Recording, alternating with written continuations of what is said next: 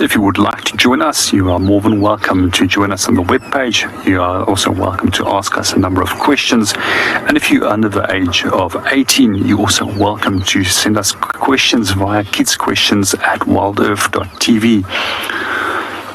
A few days ago, I found these lions on very much the same spot as where we did this morning, but by the time that we got back, it already started raining and we lost the tracks. We then started working the blocks, and we were looking for their tracks coming out of the blocks and trying to see where they went. Unfortunately, we could not relocate on them. However, very late that evening, just before I left, I actually did find some tracks, fresh tracks that was made just after the rain that evening, as we had a pretty big rainstorm that came through. I followed the tracks for a short while, and they probably barely moved 50 meters from where we found them that morning. However, several vehicles were actually trying to relocate on them. And this morning, I was saying to myself, I don't hope this is going to be a repetition of the previous attempt in finding them. But I'm so happy that we did manage to actually locate on them and that they didn't move.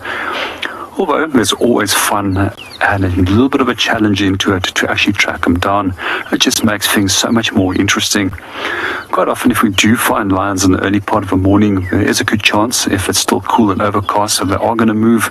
However, if it's a warm morning, they are very likely going to still be resting up there for the remainder of the day. You'll notice at the moment that there's a lot of grooming taking place between individuals, and this is basically licking one another into the hard-to-reach areas, and that is quite interesting in terms of grooming one another. It always helps to reduce social tension in a group and also build friendly relationships between group members. So, and good morning, Tegan, and welcome to the show. And thank you very much for that compliment. And I hope that you enjoy the remainder of the show and that it might be as action-packed as it is already.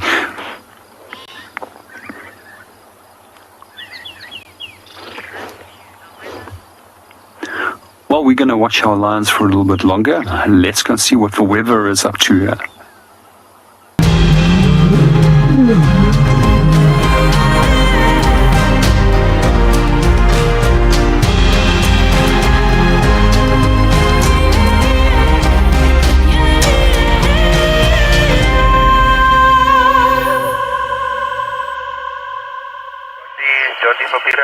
Good morning, everybody.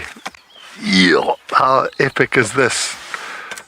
Literally driving along the road and Gert just said, watch out. This beast is just lying right on the road in front of us. Too good. So someone's trying to call me on the radio. Morning, everybody. My name's John T. We've got Gert on the radio. It's so good to be back. How epic is this?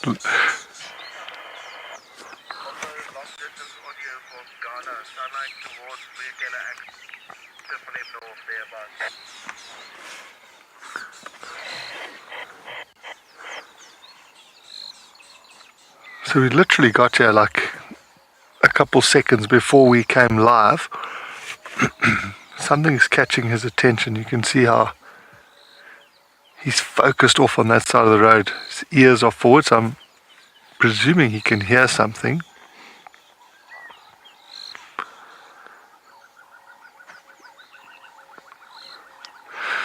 But we're just chatting now, saying it's still so thick. I'm glad he's on the road. If he goes off of the road, he's going to disappear. So we're really lucky that he's lying right on the road.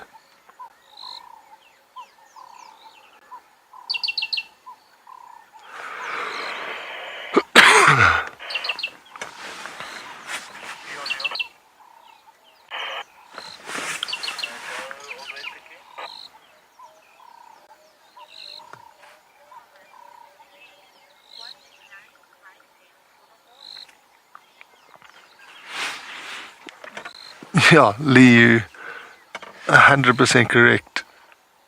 What a bit of luck though. To just find this male leopard lying right on the road. It's definitely not a bad way to start the day.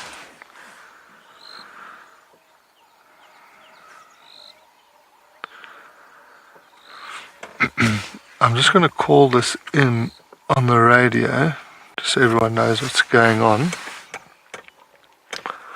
The stations is a male leopard stationary on Sandy Patch Road, just north of the junction with Via Teleaccess.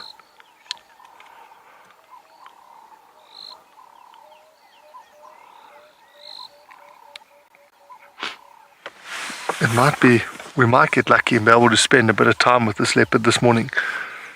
The weather's pretty good. It's overcast and cloudy. It's not hot at all.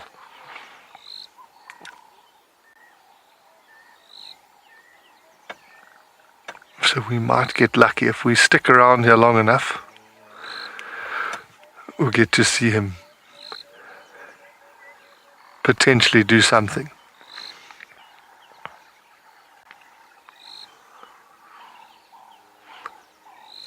So I don't know if my daughter's watching, a little Amelia, but last night when I spoke to her when she went to bed, I said, "What must I look for?"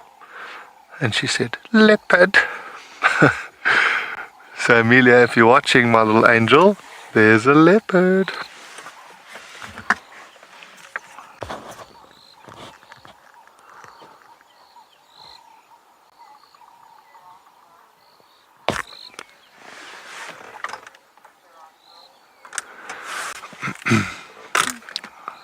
Sorry, this thing is... What was that comment? Giraffe call. Some boy. Thanks, Giraffe Girl. Sorry, my earpiece was just freaking out there. I didn't copy that.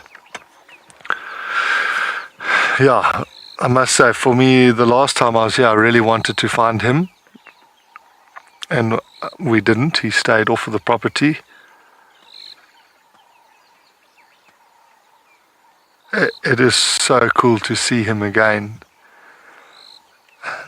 You know, sort of carving out a place at this next stage of his life. For me, it was very cool to see him as a little cub. And I'm very fortunate to watch or have seen his sort of path into a sort of dominant male leopard. It'll be interesting to see where he finally sets up a sort of proper territory. It seems like it's more north from here. But he's a very beautiful cat.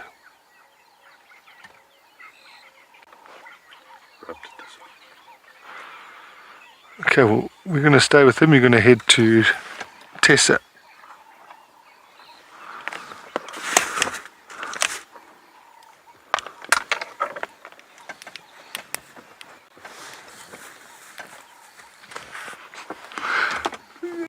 That's cool.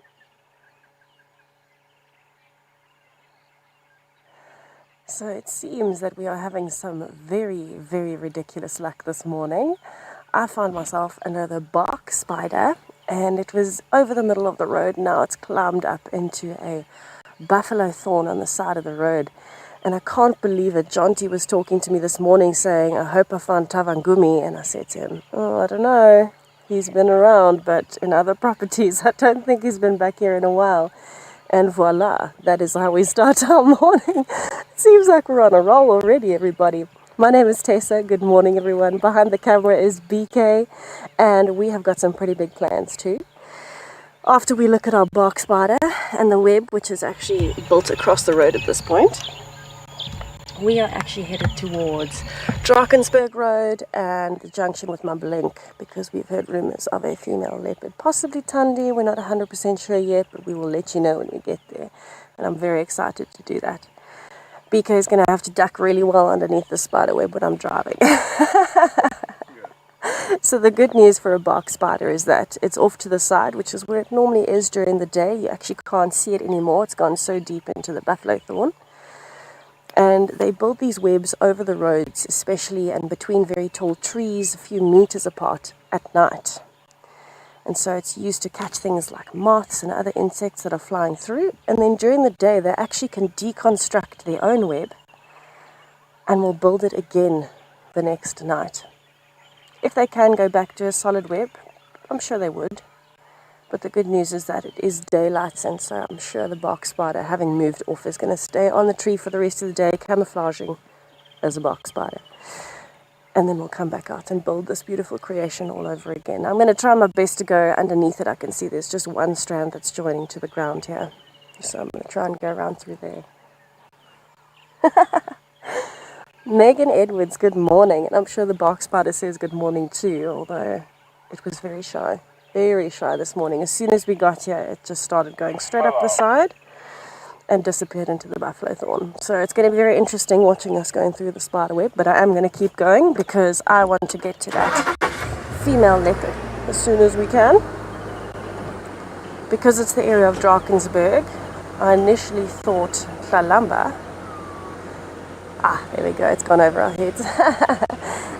But it sounds like so far south, possibly Tundi.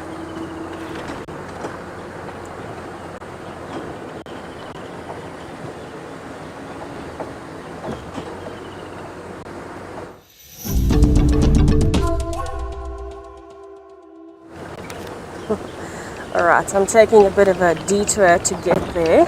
I'm going to take Nyala Road south, straight onto Mumba Road, so that I can get down to Mumba Link Drakensberg. To get there, just make your way still down as I directed you. Perfect. Thank you very much. I'm excited to see which leopard this is. Apparently she's very flat sleeping in the grass, but that's okay. I'm sure she'll get moving. And I'm hoping we can identify her pretty quickly, but it should be Tundi in that area. Let's see when we get there. Hey, Johnny, popular? It's a stunning morning. You still got that e-bike? I'm very impressed by the weather today. I don't have to be wearing a jacket, but Do you mind if I quickly make not my way freezing. there? Not freezing. Hey, Johnny. There's beyond, you guys will see where my vehicle turned on Drakensberg Road, just off junction with Mamba, and then look back towards yourself. As you follow that vehicle track, you'll see Tundi laying in the long grass. Copy that. Thanks, Peter. Alright.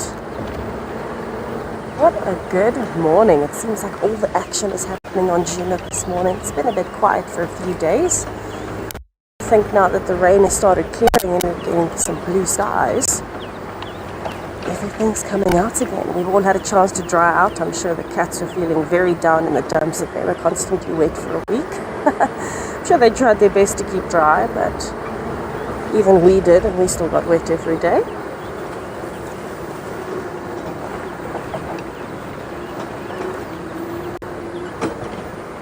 I want to stop here. There is a very, very, very pretty view.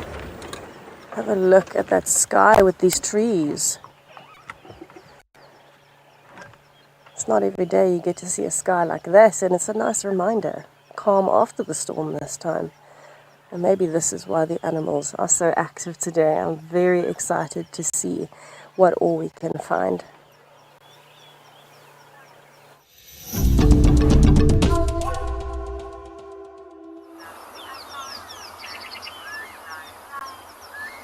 Welcome back to Eco Training Pride. We still have our lions, and at the moment you will see them getting up every now and then, yawning so that they can get oxygen into their muscles, and then start moving off little short distances. It's possible that the group is going to walk very soon, so let's hope that they're going to stay for a little bit longer and that we can keep up with them.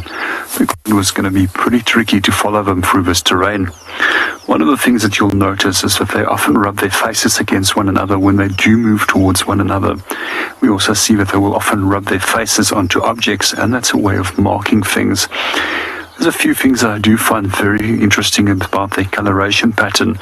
As you can see, the grasses are already turning yellow, and this is a very effective way for them to blend in with that yellow coloration of the grass. However, in the beginning of the year, when it's starting with the rainfall season and there's a lot of bright green grasses, they do stand out a little bit against the green grasses. But then also there's sufficient cover in terms of plant material to hide themselves. But at that specific time of the year, there's a lot of young and inexperienced animals around, which makes hunting fairly easy for them. However, when it does come to winter, you really need to use this tawny coloration of your coat and your advantage to blend in with your environment. Also find it particularly fascinating how lions can sometimes disappear in grass that's not even knee-high by simply just lying flat down. Every now and then you'll will see those little black markings behind the ears as if they are moving. And these also actually act as visual communication cues between individuals when they are hunting, as well as moving, and between cubs and mothers when they are following through the grass. And you can think about how effective that comes into play when it does become yellow in color with the grass. You'll also notice that the tail tip also has a black little tip to it that also most likely is acting as a following mechanism. One of the things I do find particularly fascinating about the tail, and I don't know if a lot of people ever have the opportunity to, but in the Kalahari a few times we were fortunate actually being involved with lion capture. And if you actually do feel the tip of a tail, there's a tiny little spur at the back end of that tail. And still until today, nobody really knows what the function is of that little spur. Some of the other things that we did find particularly interesting on the lion capture was actually the tongue.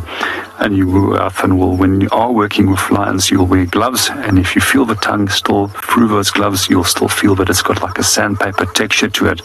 And that sandpaper texture, the tongue actually assists with actually removing fur from the area where they want to start feeding, as well as when they are grooming. And then lastly, to remove meat from the bone as well. Microlight that's coming over. We often hear airplanes as well as microlights when we are on sightings, and these are all anti-poaching vehicles that will observe for any potential intrusions. Final control, I'm just going to ask you to quickly repeat that question because of the microlight that's creating a disturbance. I didn't hear the question clearly.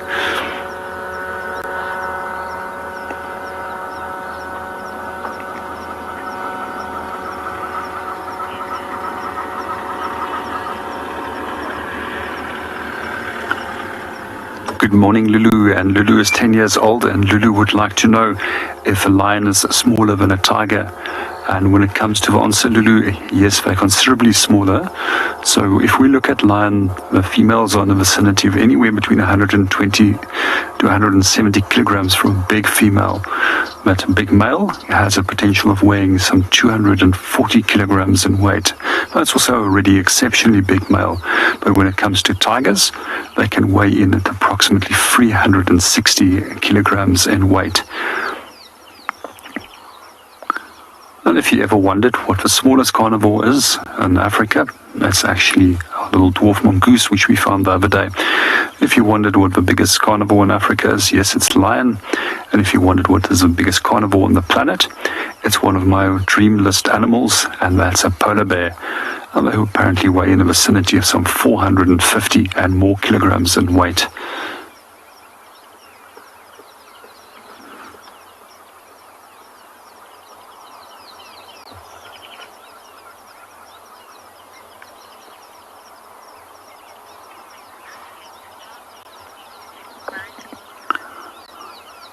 Well, we're going to spend a little bit more time with our lions and see what they get up. And then meanwhile, let's go and see if John T can relocate on his leopard.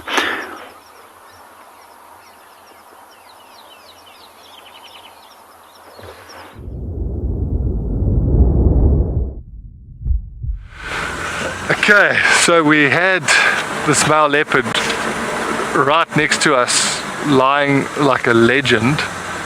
And now it looked like he saw something on the road, and then he got up and has walked sort of the direction he came from. And now he's gone off-piste. So we're going to try and stay with him. It's obviously very difficult at the moment.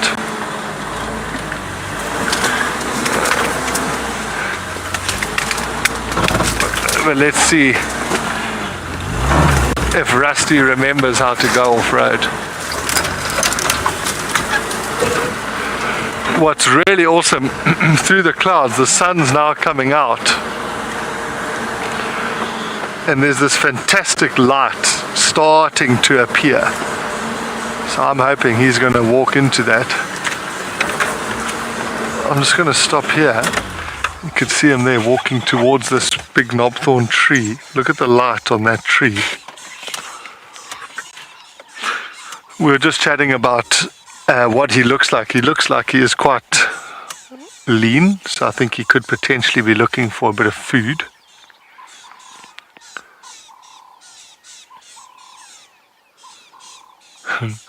You can just hear some of the rattling testiculars shouting. It's one of my favorite things to just see a leopard walking with that white tail up. Yo.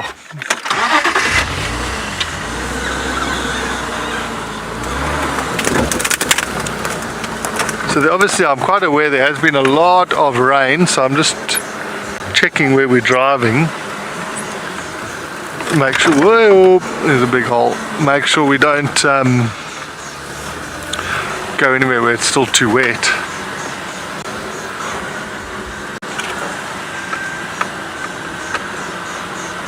Peter coming for Jonty. So there's another vehicle trying to join us. I'm just trying to let them know what he's up to.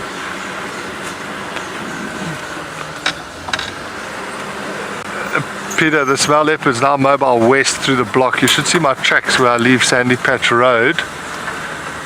But we're in the block of land now, heading west. Thanks, Anna Marie. It's so good to be back. Coming down to Unity Junction, almost on City Let's try to go around. He's gone into a bit of a thicket. So it's amazing to see these leopards walk through these blocks, because there's like big prominent game paths. I see he's just stopped there. I think he can still see something that crossed the road. Look at how he's quite focused in that direction. That's where the direction towards where we saw him looking.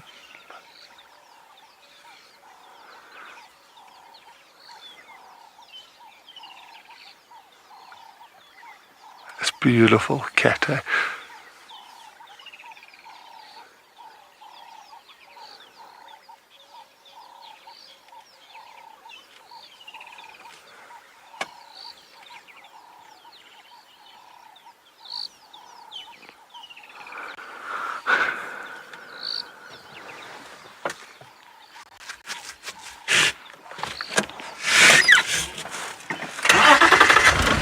I'm just going to loop. That's amazing. I'm just going to loop around.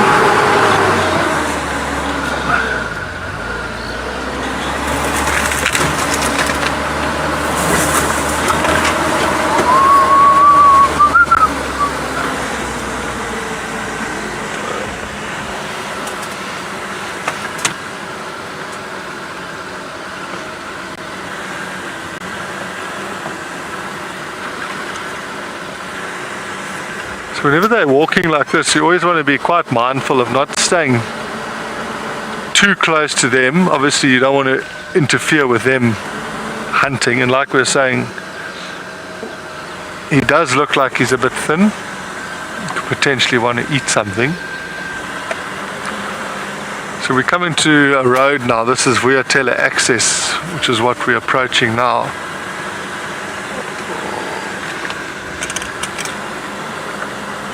He's still looking that way.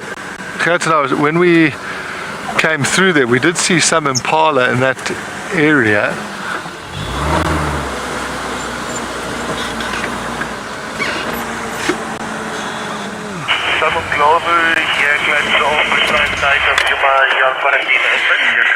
It's amazing. Did you see the way he crossed the road there? They're so secretive.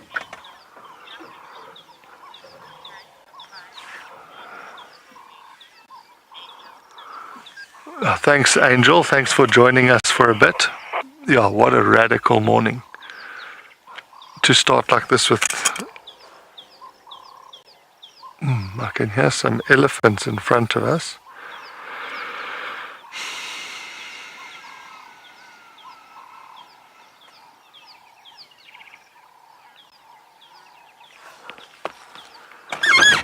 Peter, just update. This male leopard's now crossed via access. He's still heading west. I'm going to stay with him in the block.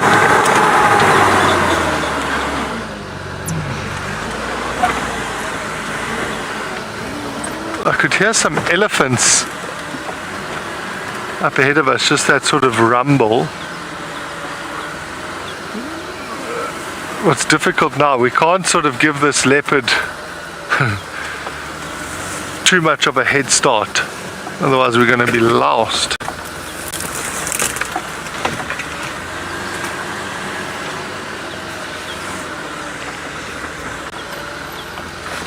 Yo.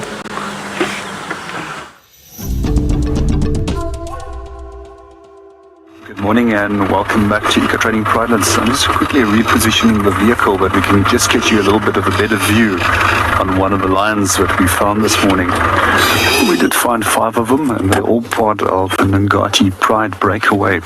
So quite often when prides become too big, they have to split off because the competition for resources in those groups becomes too intense, and the cubs actually will find too little food, as there's also a number of smaller cubs within this group. So the breakaway consists basically of 2 females as well as 3 sub-adults.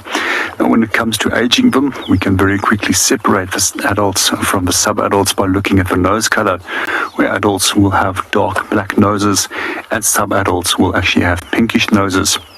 And as they progressively become older, the noses become less and less pink in color.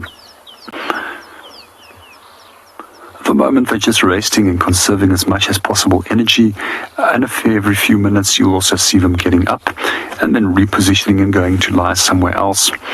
All that they will socially interact with one another by moving towards one another, grooming one another, or rubbing their faces against one another.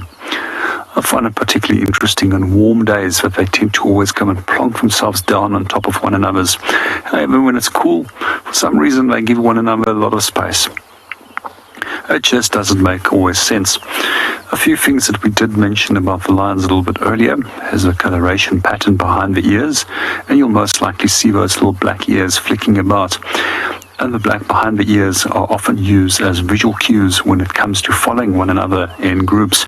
But also when it does come to lions, if they do turn their ears towards you and show the black towards the front, it also means that they're annoyed.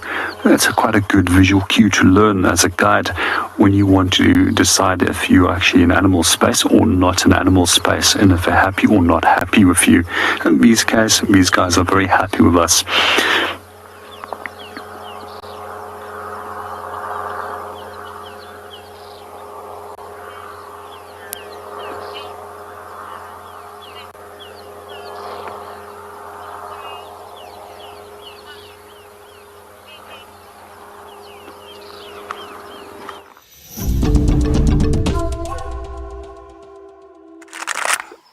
Welcome back, everybody. So we're just watching the grass move currently. So he's going to come out here. Okay, do you see where this grass is moving? So this male leopard is slowly moving towards us. And what's flippin' epic, there's a herd of impala behind us, maybe 30 meters away. And that's what he's sort of got his attention. We're trying to figure out what made him. Okay, there's an elephant trumpeting.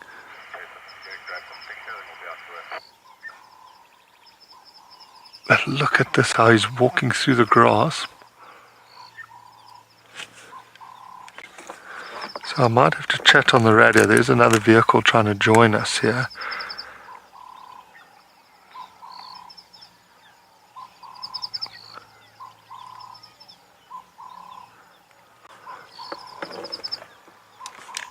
Peter coming for John T. John D. What's your position now? You've just gone, I'm on Vitella actually, just gone past the Sunny Patch tunnels. I'm just checking for your tracks where you crossed.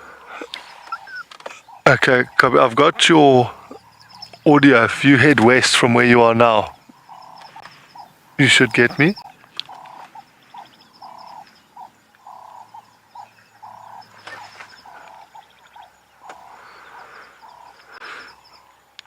I'll just guide you in. He's currently about 50 or 60 meters off a herd of impala. He's showing interest.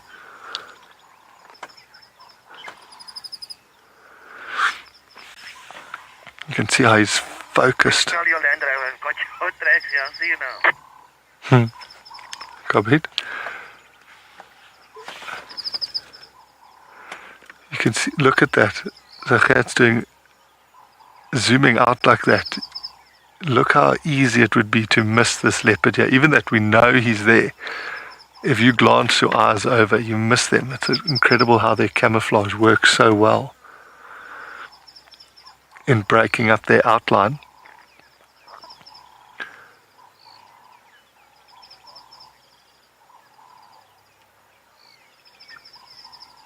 I definitely think this is where I'm going to spend my whole morning. We've got we saw him, we saw that he was looking hungry, he's looking a little bit lean. And now he's in this perfect sort of spot. So we're going to sit here while we sit and wait. You're going to head over to Tess and see what she's cooking up.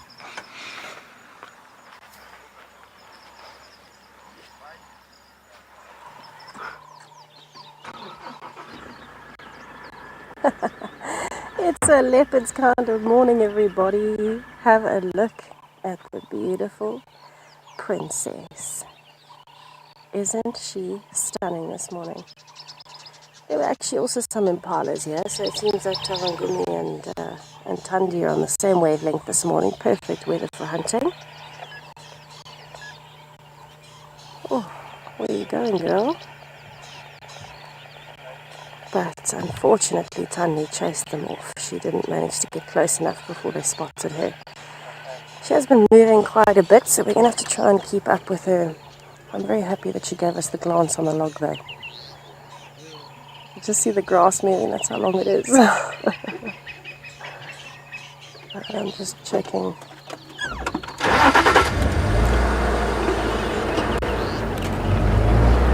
Okay, we're going to try and reposition. She is giving us the good old Thandi slip, as she does. Very cheeky girl. No, I do love her. It's very good to see her again. I was wondering when we were going to have a little glimpse of Thandi. We haven't seen her or Marips in a while. But goodness gracious, to find her in this grass, everybody. I see why Jonty was trying to get a view of Tavangumi. I don't know where she's gone. Definitely don't want to drive over Miss Thandi. Don't worry, I won't. I think she's gone through. The Thandi slip, she does it in good old proper Thandi fashion. Aha, there we go, she's back to the road. Thank you, BK. It's nice when your cam up is higher up than you know?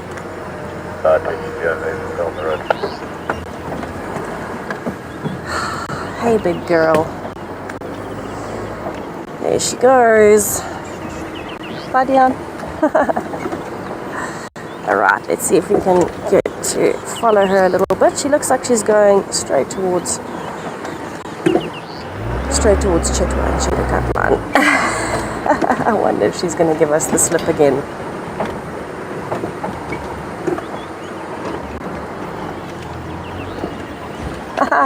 Marlene, it's brilliant to see spots so early in the morning, don't you think? We haven't seen leopards in a while, and now it's so good to see Tavangumi and Thandi within the first half hour of the first morning. I think Jonty and BK are good luck. I definitely think they're good luck. Yeah, she's going back south again. Disappearing in style, everybody. That's what Thandi does. So I'm going to try and follow her for as long as I can. She is looking like she needs a meal. Sounds like very similar to Tavangumi. Both of them are looking a bit lean. And that's okay. They are very successful. But I can tell you it's quite refreshing to see her without Marips. The last few times I've seen her, Marips has been stuck to her side.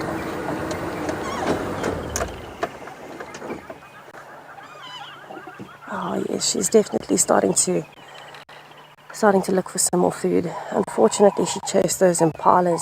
As she was moving through the grass, she put her head up to look over that log that we had her on just now, and they saw her.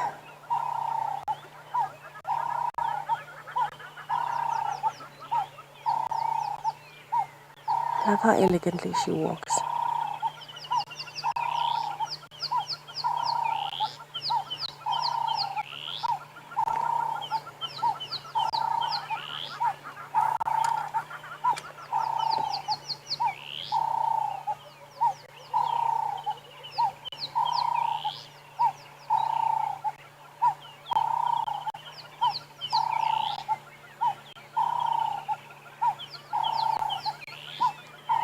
It is very interesting that Tandi is in Djuma again, considering all the female leopard dynamics we've had going on recently. I think it's a lovely surprise to have her back. I'm going to try and follow her as long as I can, though, in her search for food. And we'll head over to Jonty to see what Tavangumi's up to in his search for food.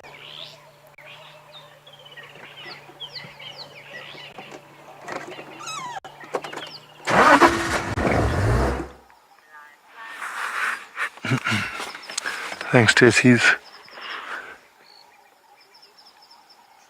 still staring in the direction of where we saw that herd of impala. I actually can't see the impala anymore, but he is not moved since he stopped there.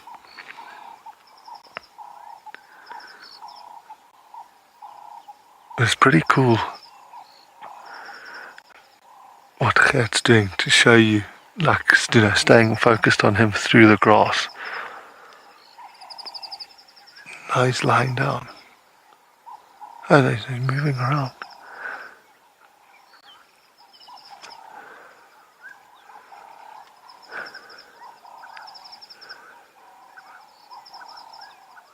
Oh, he's leopard crawling away there now.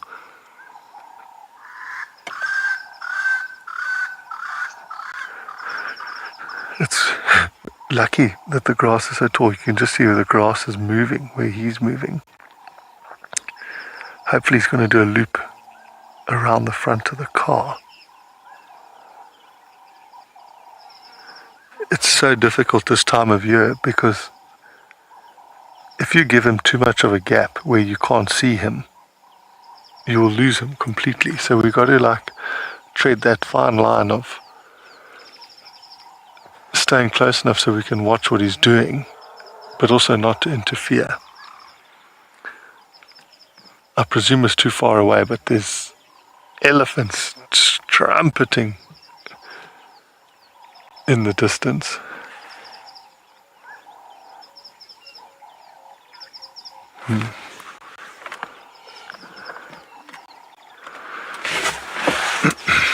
I'm just going to reposition the car. I'm pretty sure. Is that him there? Yeah.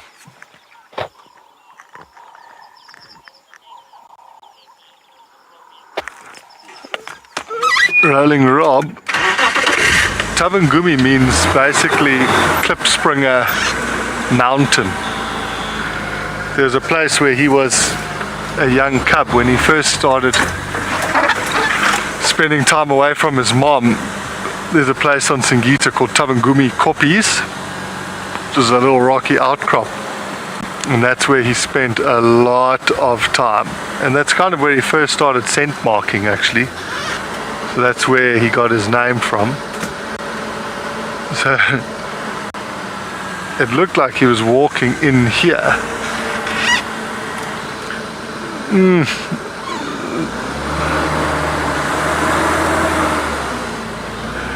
Tavangumi, hello. Yeah, see.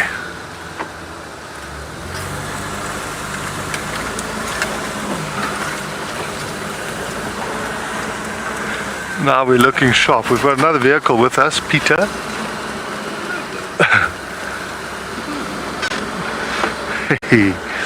If he's laid down there, then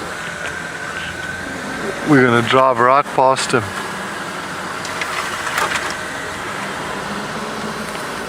We need to almost go in here. Did you see him come past that gap? Yeah.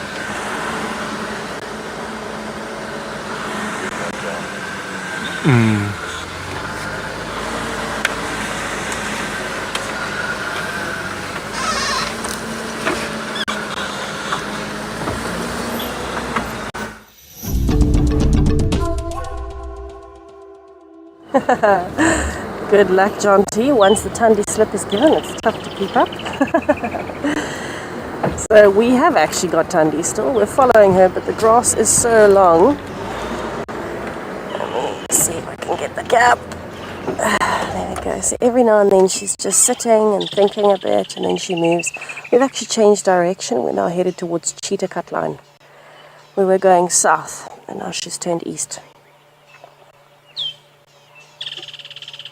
So I want to spend a bit of time with her and see where she goes. Possibly she's going to cut straight back and cross out into Torchwood or back towards Chitwa. Goodness, when she moves, it is so tough to keep up with her in the grass. Because she's a fairly elegant, more petite leopard, she doesn't stand out as much in the grass, which makes it fantastic for her, especially for hunting. But for us, it definitely makes it a little bit tougher to follow. And that's okay, I'm alright to follow at a distance.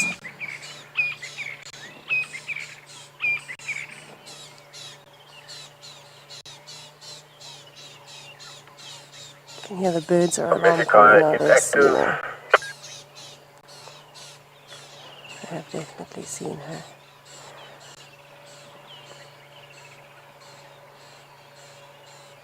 Alright, I'm going to head around.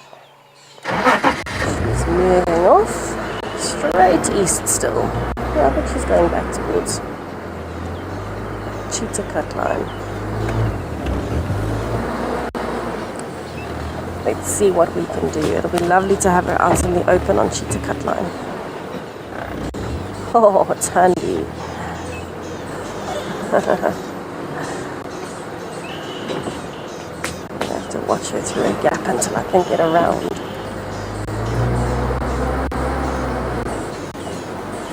I'm going to try and get this gap. Just have to watch the aerial.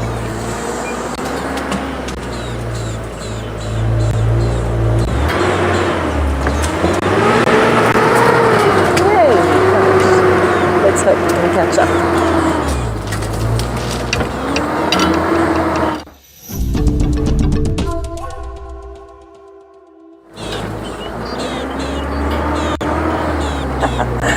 Tandy with the Tandy slip. Aha, in front of us there on the right. Hello, sweet girl. We're actually very, very close to Cheetah Cut Line now. Cheetah Cut Line's just in front of us, and I think she's heading that way in the hopes of finding some more food.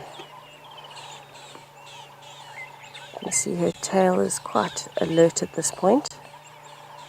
The birds have seen her, so there's a lot of alarm calling around us, and so she's lost that element of surprise. As much as she keeps giving us the Tundi slip in terms of the animals, she's lost her element of surprise.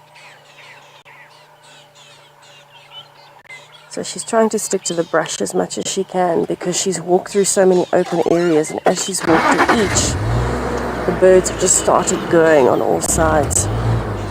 We're kind of letting her move a distance and then we follow around again, to see where she is headed. I'm wondering if she's here. I don't think my roots would be too far away, but I could be wrong. Ooh,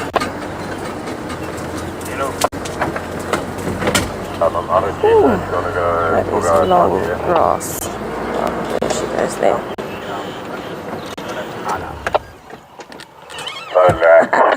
Stuck in bed? Yes, she does. She vanishes. Oh, I can hear Impala's alarm calling. That's why she's so alert. But yes, the Tundi slip is very aptly named. You got that,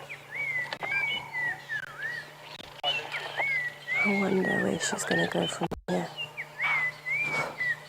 I just got to fly up my nose, everybody.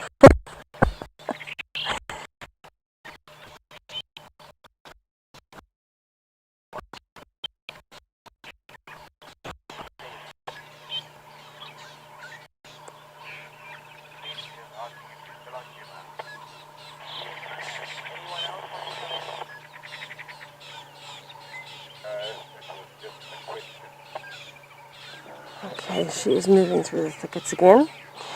So she's doing one of those kind of very slow walks where she's walking a few steps and stopping. She's definitely in a hunting mood, so I don't want to follow her directly behind at the moment. I'm going to keep a bit of a distance. We'll keep an eye on her as she's moving. Just because if I'm constantly driving behind her, then animals are going to be looking this way. So I'd rather give her some distance so she's got enough space to move and hunt with us just sitting and watching from a distance rather.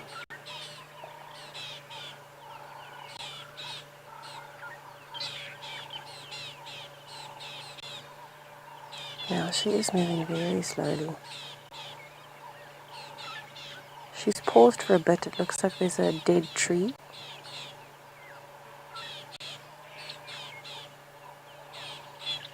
I'm not sure what she's seeing now. I can't see through to the other side of the thicket.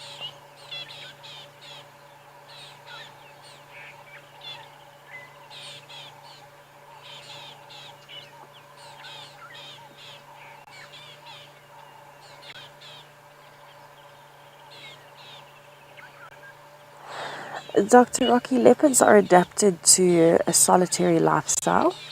It's a combination of their size, their speed, and other physical attributes like that, but as well as the camouflage. They've got a lot more camouflage than lions do, a lot more extensive camouflage.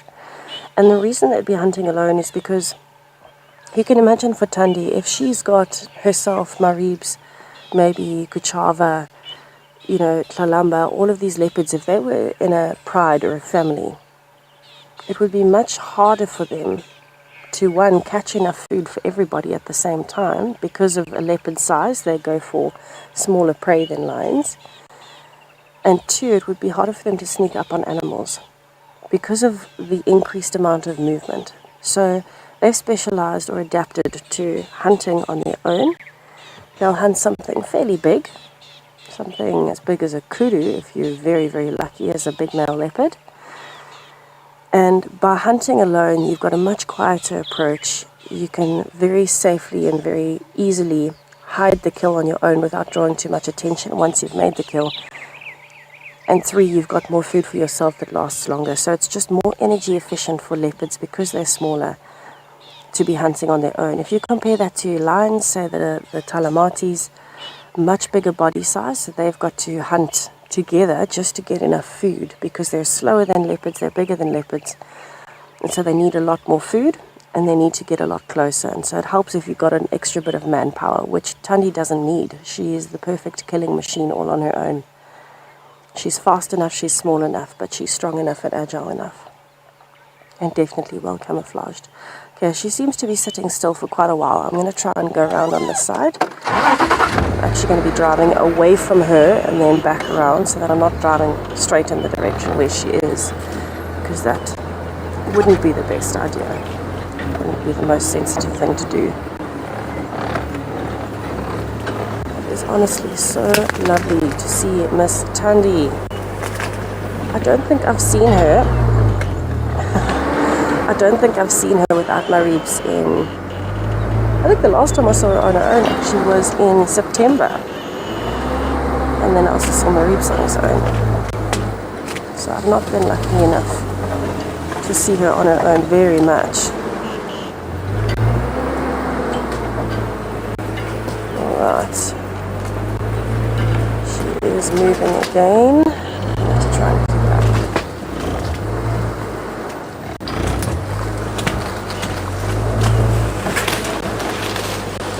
Barry, you love leopards and you're 9 years old. I am very excited to hear that. My love of leopards started at around probably 8 years old, so very, very similar.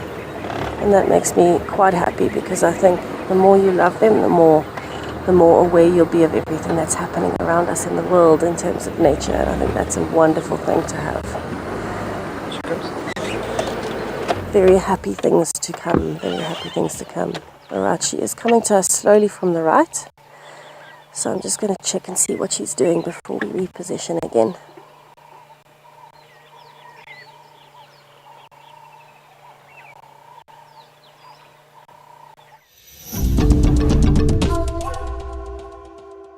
So we're just sitting, enjoying enjoying a herd of impala, we were following a male leopard not far from here at all. But he seems to have David Copperfield us and disappeared into the grass. But he was showing interest in this herd of impala, so we thought the next best thing after not seeing the leopard anymore was to come around and watch the impala.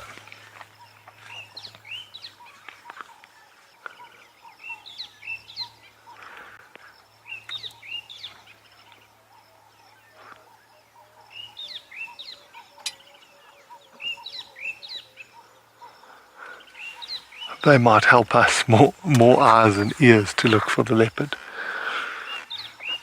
But it is amazing, the grass is so tall at the moment. Dion. Base.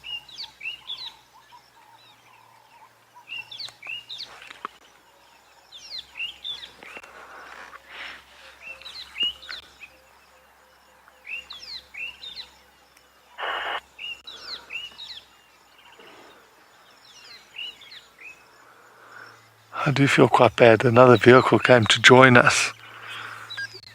And literally as they arrived, that's when the leopard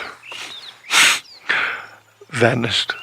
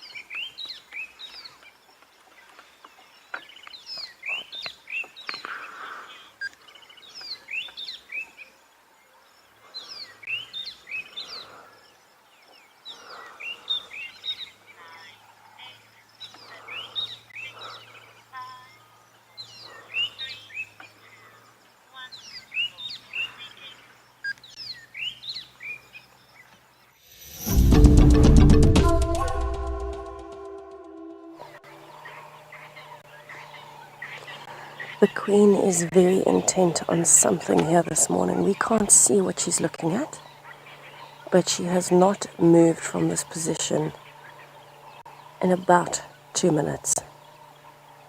She's almost dead still other than her ears moving. I'm back on the drop. I can hear something in front of us, but I can't see what it is, and I'm wondering if it's those impalas.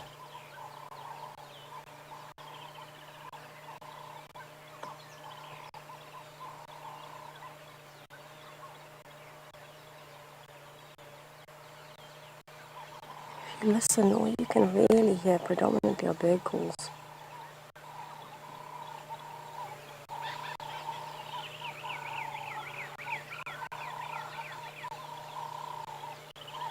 I can hear a hyena very far in the distance as well.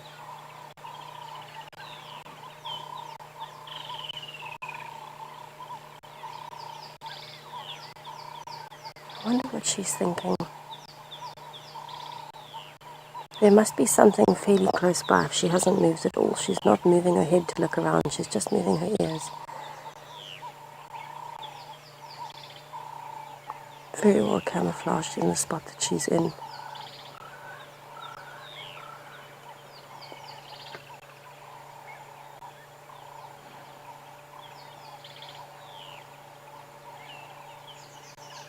She is by far one of the most beautiful leopards I've seen.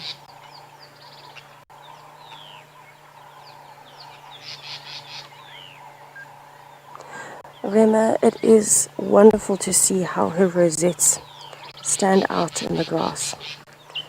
So we're seeing it a little bit differently because we're seeing the colors we are used to seeing. Animals can see slightly different colors and different spectrums, but she is so well camouflaged. Even though the grass is green, you can see those rosettes very, very clearly. But by standing still, she's creating the illusion of the gaps in between the grass and the shade coming through from the trees.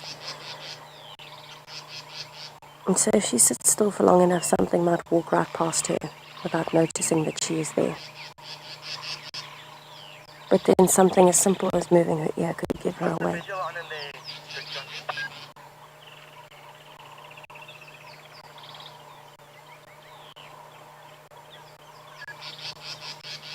So while we watch our leopard frozen in time, as she's watching, I think, some impalas, it sounds like Jonty has found Tavangumi again.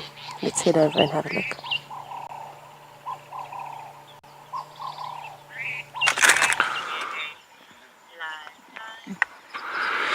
Yeah, Tavangumi was making us question what we were doing here. But we looped around back towards where the impala were standing. The impala are still just behind us. They're not far away at all. I think he's just sort of waiting for the perfect opportunity. I felt so bad that one of the other vehicles came to join us, and literally as they arrived, that's kind of when we lost him. That's what I was saying. It's so tough at the moment because you want to give them space, but you also don't want to disturb whatever they're doing.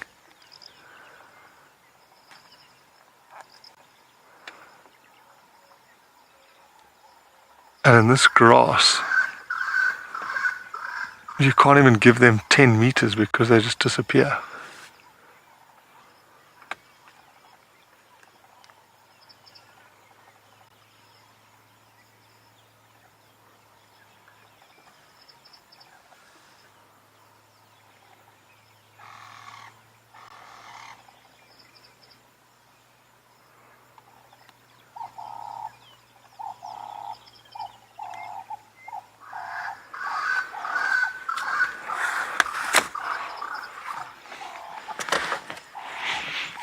It's amazing. I'd say the total distance between him and the impala is maybe 40 or 50 meters. They're completely unaware that he's there.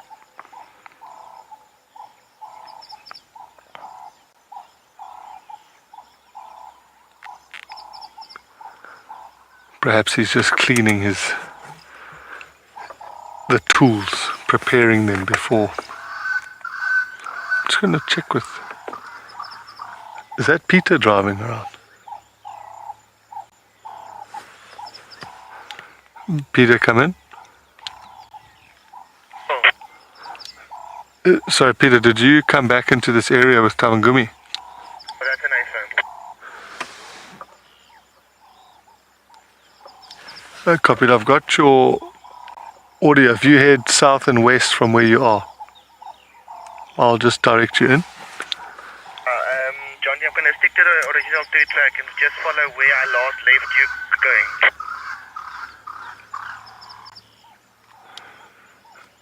going.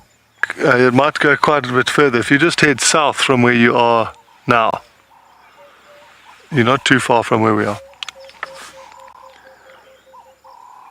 I'm going south from where I'm now, I'm going to hit the drainage and I'm going to chase these mala.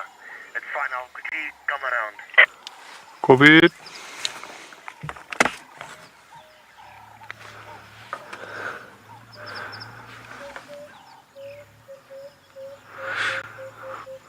I'm sure you heard Peter there just saying he's going to loop around, but it's always tricky. This is still, a hunting situation, even though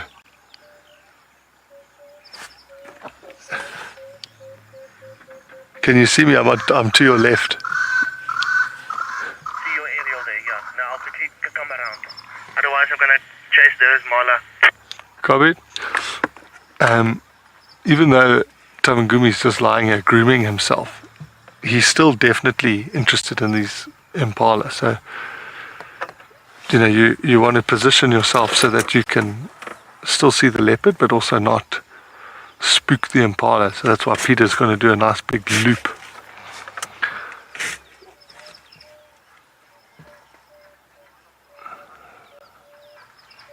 I always love that view, seeing their eyes through the grass.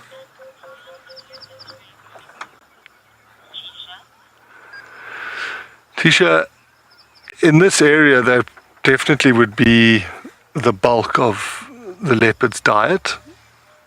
But leopards have a quite a wide range of animals that they will prey on, but definitely in the Sabi Sands. Oh, look at that. Yeah, that is so sick.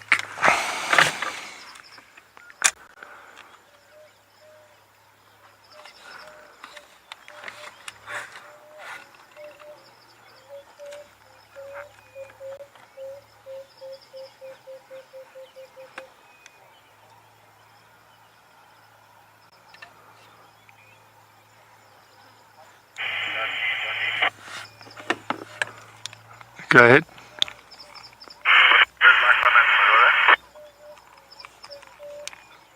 It's 5 out of 5 currently. He's showing interest in a herd of impala. He's probably about 50 meters off.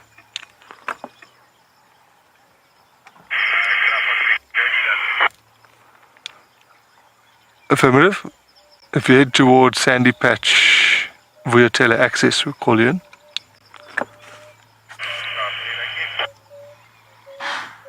No ways.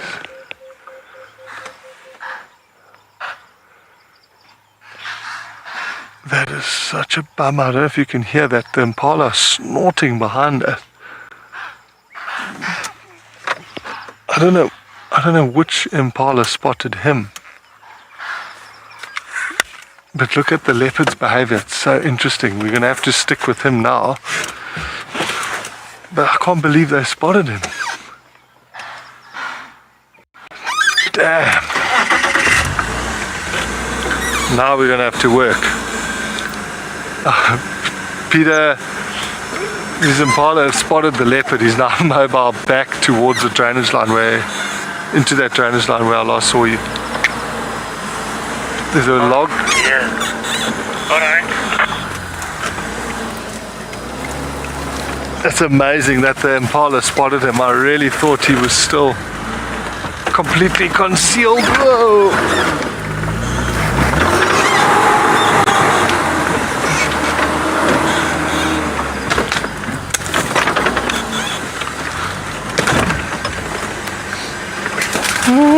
This is going to be tricky. I'm actually going to go around. So it's quite typical of the leopard's behavior there. You saw as soon as the impala started snorting, he was like, cool, I'm out of here. And you saw how he ducked down and actually moved away from where they spotted him. They really don't like to be seen. I hope we can find him again now.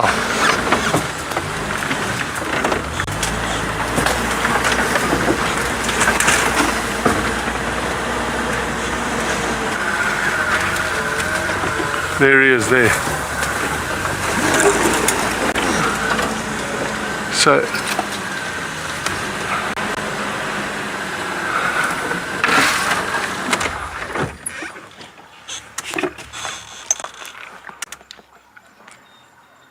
Peter, if you just follow my 2 tracks around, he's actually walking back on our original 2 track. Okay, complete.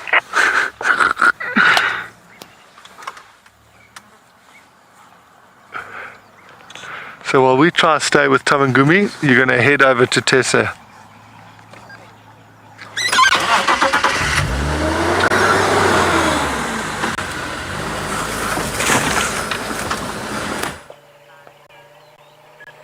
Tundi is busy stalking at the moment. We're not sure what she's stalking.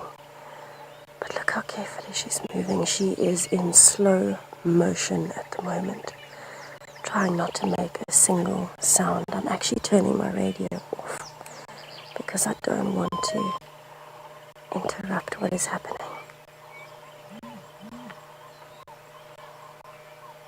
So I'm not sure what she's seeing, but she's all of a sudden displaying some very strange behavior.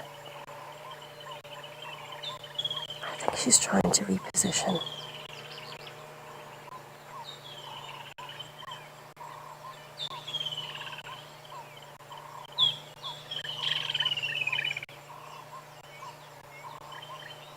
You can see she's placing her back feet exactly where her front feet have been. so that she doesn't make a noise by stepping on a new area that might have a twig or a branch or a dried leaf.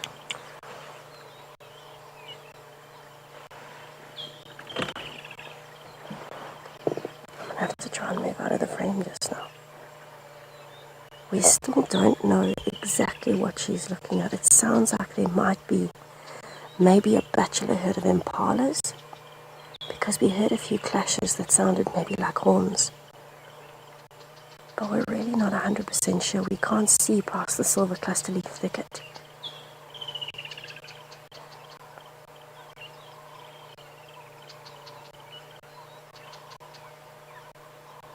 I know Jonty was talking about it just now, that it can be very tough to tell when you should and should not move when you're with an animal that's hunting. Right now, I'm very close to her. I'm not going to be moving until I feel she's gone a certain distance away. Because if I even start the engine now, whatever is behind those silver cluster leaves will look this way, and there's a chance that they'll be able to see her. And I don't want that to happen. I've got to try and be as neutral as possible.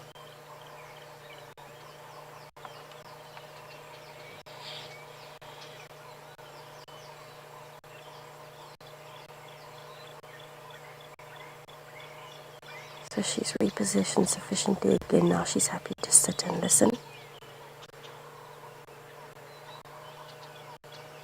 And she really is taking her time to gather a lot of information. From the time I've spent with Thandi, I've learned she's a very calculated leopardess. Very calculated.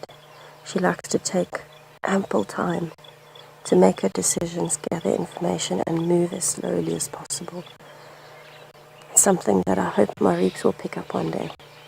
At the moment, I think he's still a bit young and inexperienced.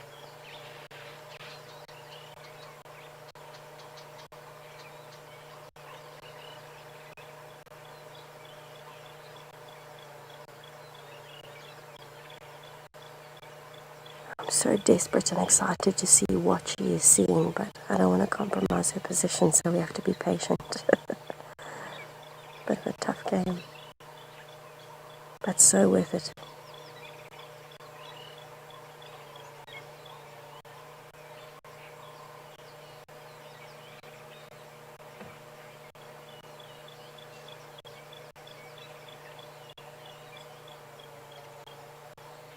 I can't hear anything moving on the other side of the brush anymore. I could earlier.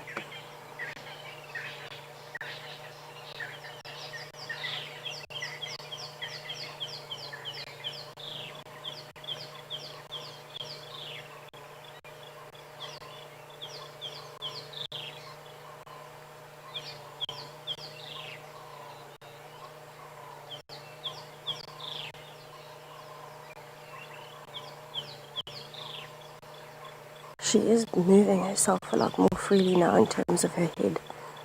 Where she was, I think she could possibly see a clear gap to them, and so that's why she was sitting dead still.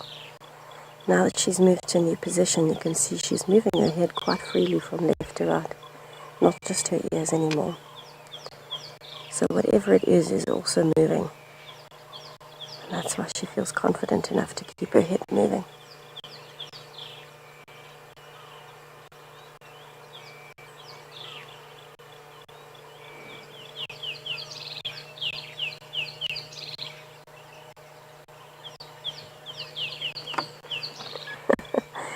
Sarah, you could cut it with a very blunt butter knife. I've got this very excited anticipation building up in my stomach. Because when a leopard is being this calculated, you know it's for a reason. I'm just so excited that we're spending time with Thandi.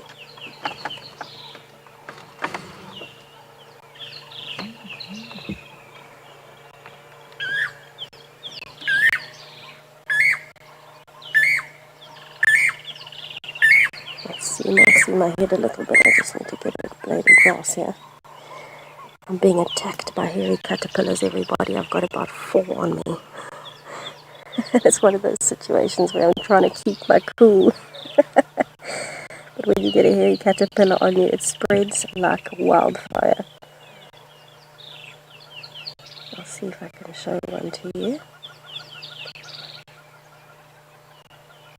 I must have driven through a nest of them somewhere, or they're coming up from the grass while we're sitting here.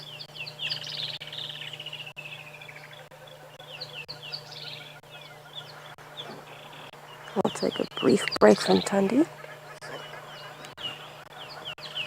to have a look at the hairy caterpillar. Try my best to keep still. So this is now the third one that I've pulled off myself, and there is a fourth one busy climbing up my leg. All those little hairs, when they get onto your bare skin, will actually stick in your skin like little needles.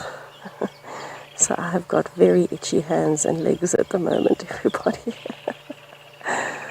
Okay, let me put that back in the grass and get the other one off. So the best thing to do, everybody, when you have a hairy caterpillar on you is don't panic. Don't try and quickly brush it off with your hand.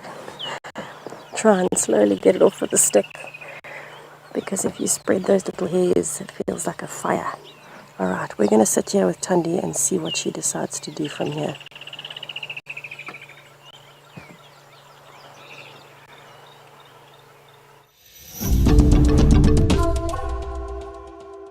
Flip, it is not great having a hairy caterpillar on you at all. I saw one actually walking on the gear stick earlier, but I'm not sure where it's gone. So we're still just looping around. You can see some other vehicles. This male leopard is walking basically back. Oh, there he is there. He's essentially walking back towards where we first saw him.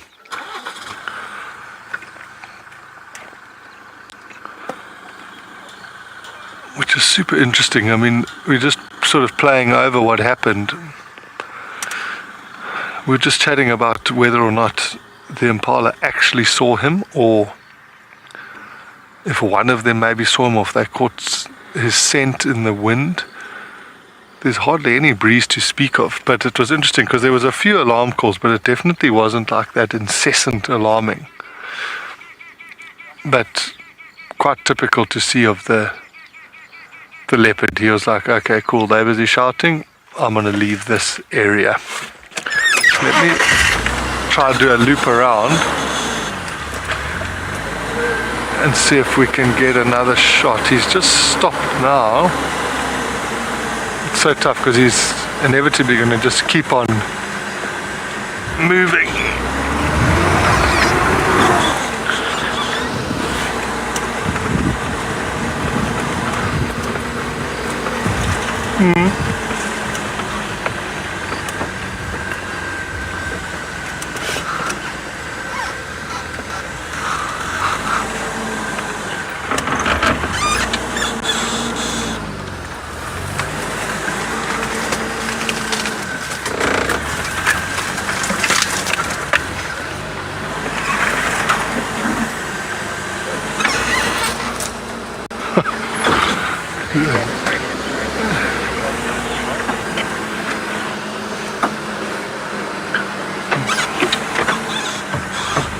He's going to go to that tree there.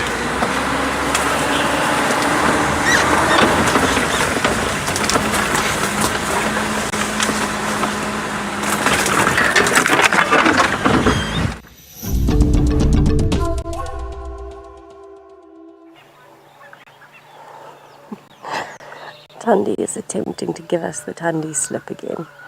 I don't think she's actively trying to lose us, but whatever had her interest is now gone, and she's decided it's time to move again, going back towards Cheetah Cut Line. She is still moving fairly slowly. I thought I could maybe hear an elephant breaking branches, and maybe that's what's caused a bit of the disturbance she wasn't anticipating. Alright, there she goes. I'm going to have to map out a route to get there. Although I think I've got one. Sneaky, sneaky, sneaky leopard. She is so beautiful. What a pleasure to be able to watch her for so long while she's still. Actually, that might be a better option. Mapping it out as I go, everybody. I have managed to clear the hairy caterpillars, I think, most of them. And also just be aware that the branches that I am driving over, they are species that pop back up, and I'm putting them between my tires. So they're not being driven over, they actually just pop back up on the other side of the tire bed. And there's a dead tree down there, which is what sounds so crackly.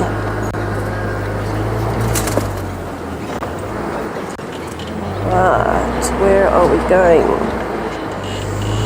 Yeah, it's definitely going back to Cheetah Cutland.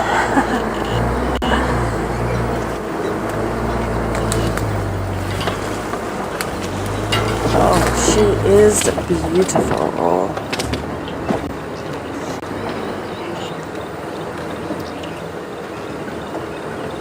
I wonder how far my Roops is from here. He must be somewhere. I'll turn my radio back on now that the hunting is over.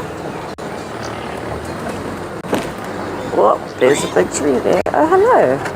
She's just popped up in front of us.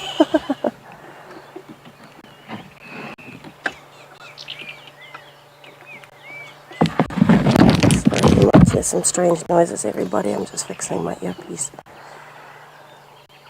Hello, sweet girl. She's thinking very carefully again before she moves.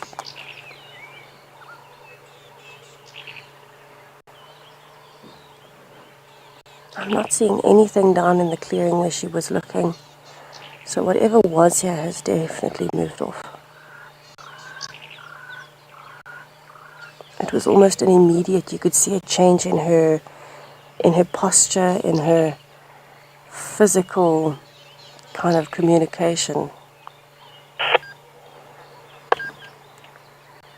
Sally, yes, she's got some very strange, fluid, unusual movements, and it's liquid gold in a leopard.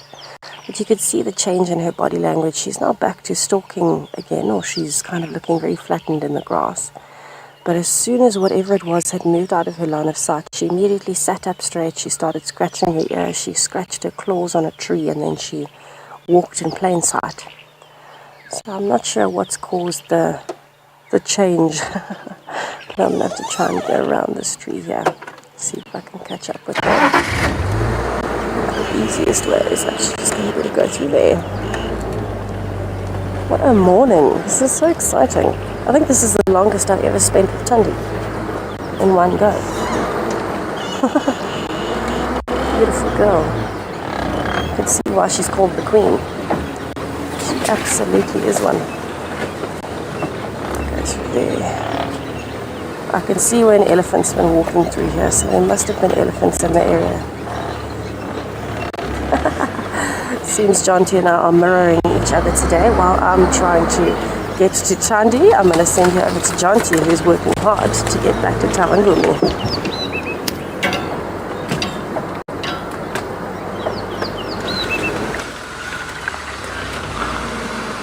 Thank you, Tess.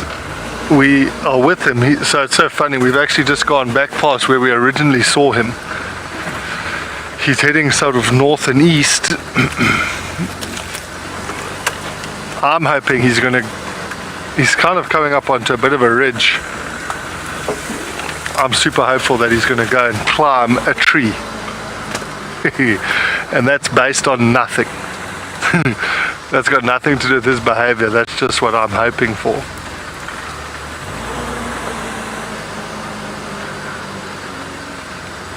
So he's going to walk past the front of us here. There's a very good tree candidate not far from where he is. John D, thank you very much. I'm ready. Copied? It's amazing. As they walk, as soon as they stop, they just like vanish.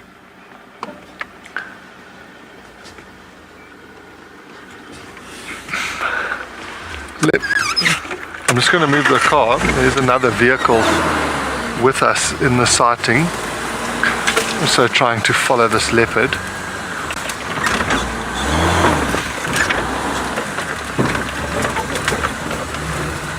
Is he going to go up this tree?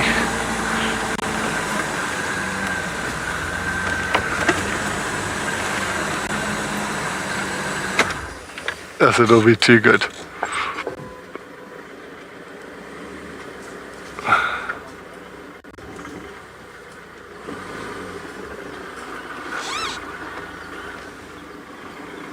He's gone past it, eh? Damn!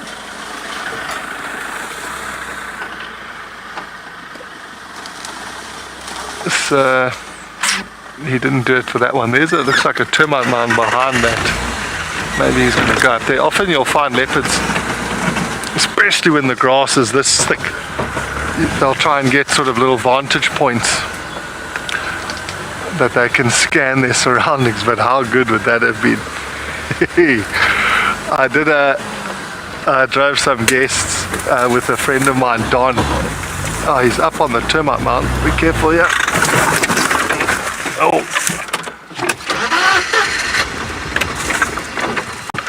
Rusty, come on, boy.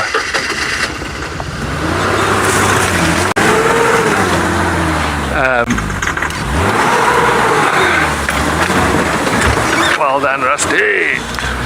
And we had a leopard going towards a tree, and we were like, yeah, if he goes up there, my friend he bet a house on it. But luckily he changed his mind. The leopard did go up the tree, but we did put an alcoholic bet on it.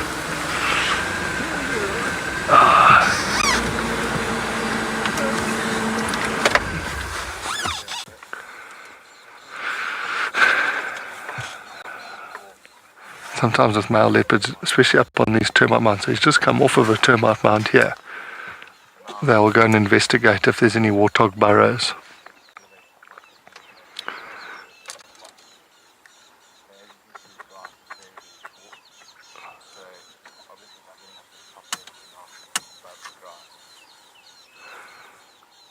So it is incredible how we've got to a point where we can drive and view these leopards. So like you're watching at home, he's just walked between two Land Rovers. He literally couldn't care less that we are here. He's just carrying on with his behavior. We really are spoiled to be able to watch this. I'm going to move while the other vehicle can see him. Like I was saying, we just want to sort of stay on him, especially while he's moving. We can't give him too much of a head start. Hold on.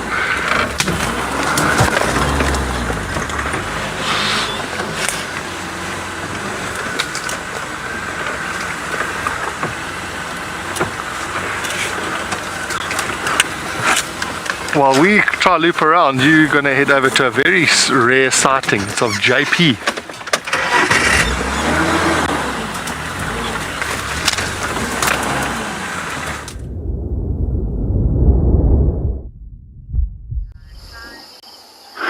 Welcome back to Eco Training Providence. We quickly popped into the Eco Training camp to go and see if we can find the barred owlets.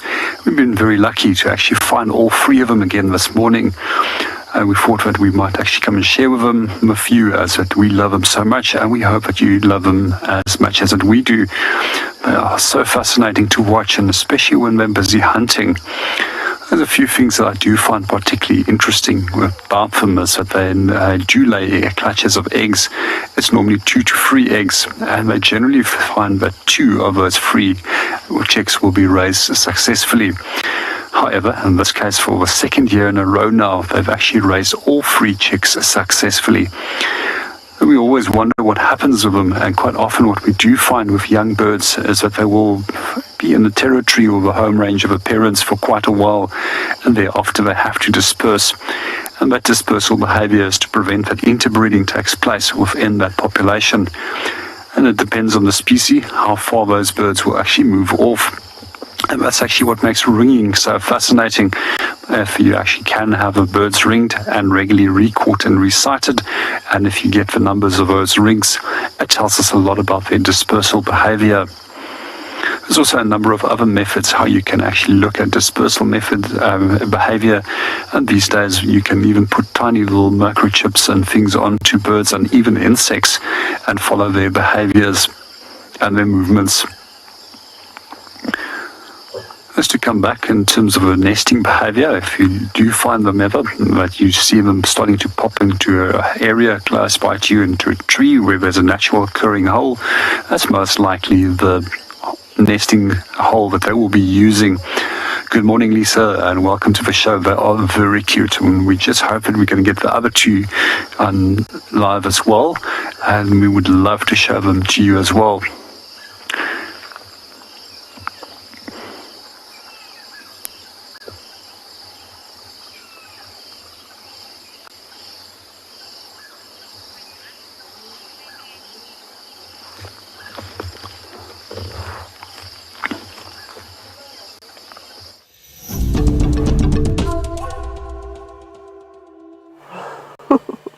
I'm still desperate to see an owl on Juma. I've seen a few pearl-spotted owlets, and of course Mr. and Mrs. Wig, but I haven't seen any in a while. Miss Tundi has decided to relax a little bit. She's in a bit of a grooming session at the moment. She's well hidden in the long grass and just enjoying a bit of quiet time while she is grooming and stretching and occasionally yawning. We're very close to cheetah cut line, so I wouldn't be surprised if she heads over to Torchwood a little bit later on in the day. But while we're watching her groom, I thought maybe it would be nice to just listen to the bird calls, appreciate a little bit of silence while we are with the lovely Miss Tundi, watching her carry on with her morning.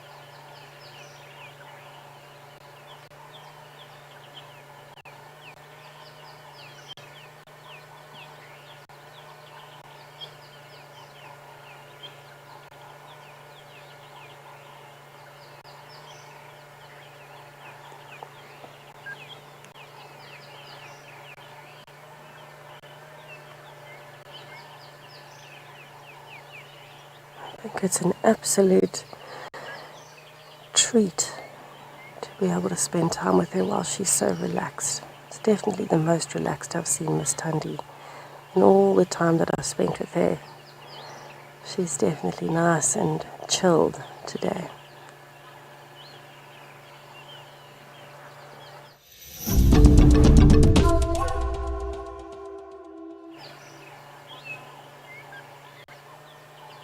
Camouflaging like an expert, Miss Tundi.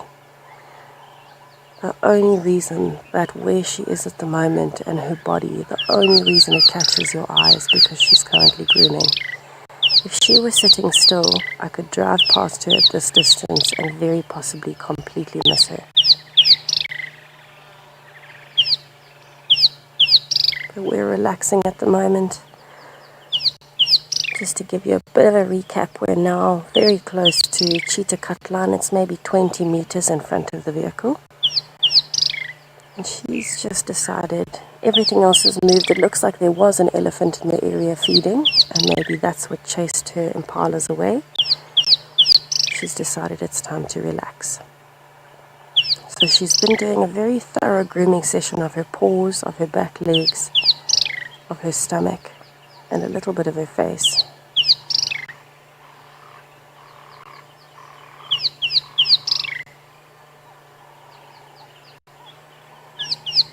Austin, you're 8 years old. Yes, Tundi does still have her own territory.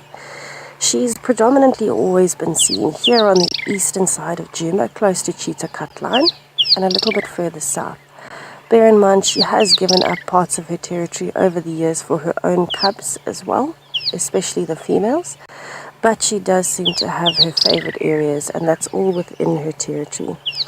So as a female leopard gets older, as Thandi started having cubs and moving around a bit more, every time she had a female cub that was successful, she would give up a piece of her territory, and then she expands into a different area.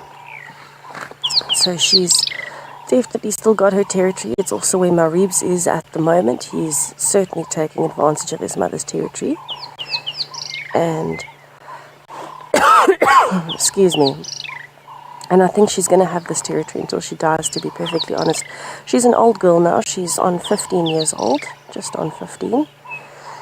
And I don't know if she's going to have any more cubs, but I think she's going to keep this territory. Because Kuchava's around, she's in the south. Kalamba's around, she's been in this area and a little bit further north. So they're all overlapping a little bit, and that's all generations from Thandi, which is quite impressive.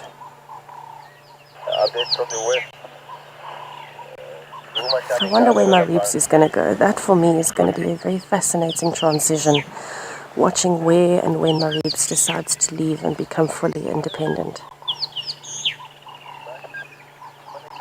Because it's different for a male, you know, where Thandi can keep her territory and keep giving pieces to her daughters. The males have to move. You know, if Tavangumi's around, Tortoise Pan is around, all of these big males, even Mulwati, this is actually Mulwati's territory. Maribs is going to have to move at some point to try and stay safe from the bigger males that are territorial here. And that for me will be quite a fascinating changeover. So it is definitely the longest I've spent with Miss Thandi, and certainly the longest I've spent with her that Maribs is not around. So it's been a very entertaining entertaining morning and a very good learning experience for me to spend time with Thandi on her own. But it sounds like JP still has his owl, so we'll head from one predator to the other and soak in a few more of the beauties.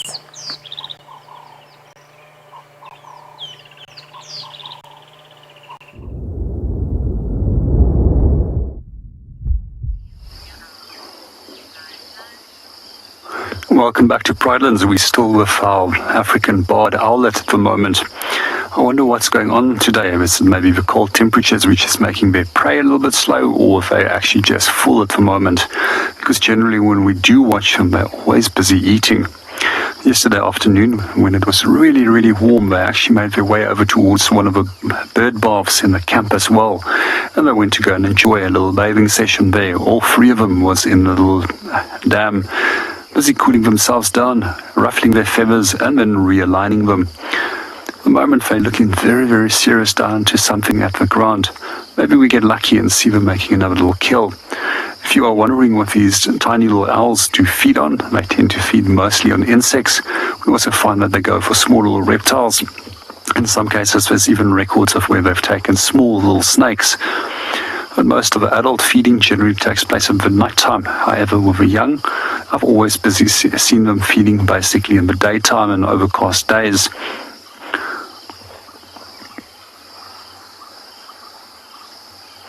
I also love the way that they can turn their head at 270 degrees. As you can see, they have to turn the head quite a wide angle, so that they've got forward-facing eyes. And when they have to focus on something, they have to turn the whole head towards where the sound is coming from. They're actually very focused on sounds as well as movements. And quite often when there is larger birds flying over, you will immediately see them looking up into the sky to determine if it's a threat or not.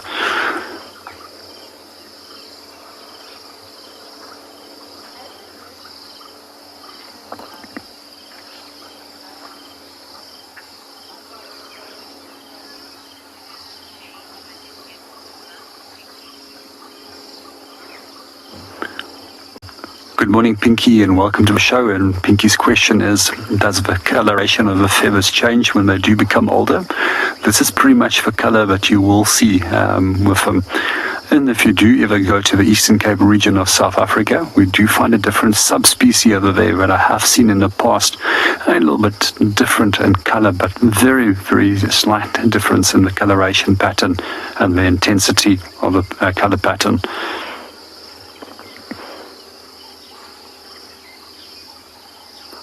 It's when they're really young that they will still be a little bit more downy in appearance, but pretty much these are already older than 45 days. And we know that they're older than 45 days because that's roughly the period that it takes for them to fly. And as far as I can remember, I've seen them flying for at least the last 15 to 20 days already.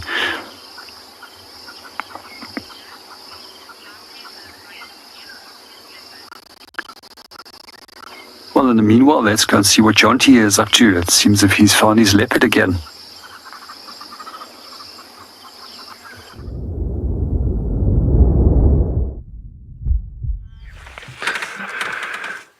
So we were fortunate.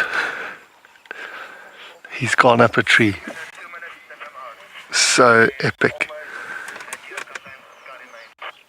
And he's moved twice since he went up the tree.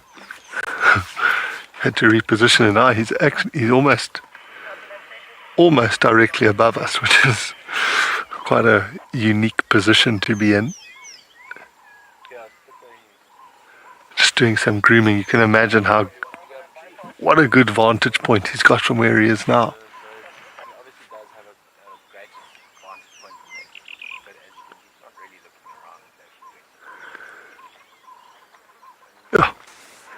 Just cleaning himself. After walking through the grass this morning, he would have got wet and probably picked up a lot of ticks submarining through the grass.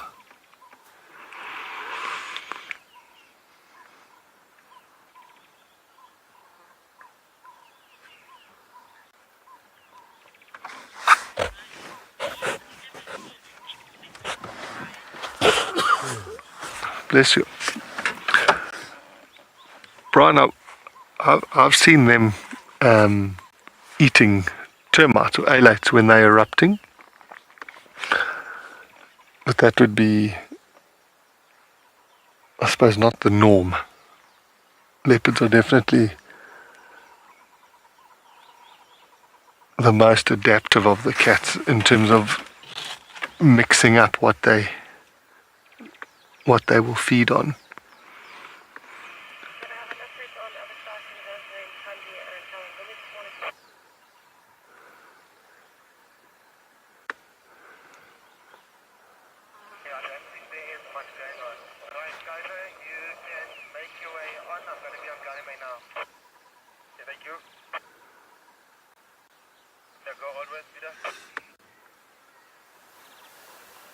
It's so cool. I'm just going to let you enjoy that visual for a bit.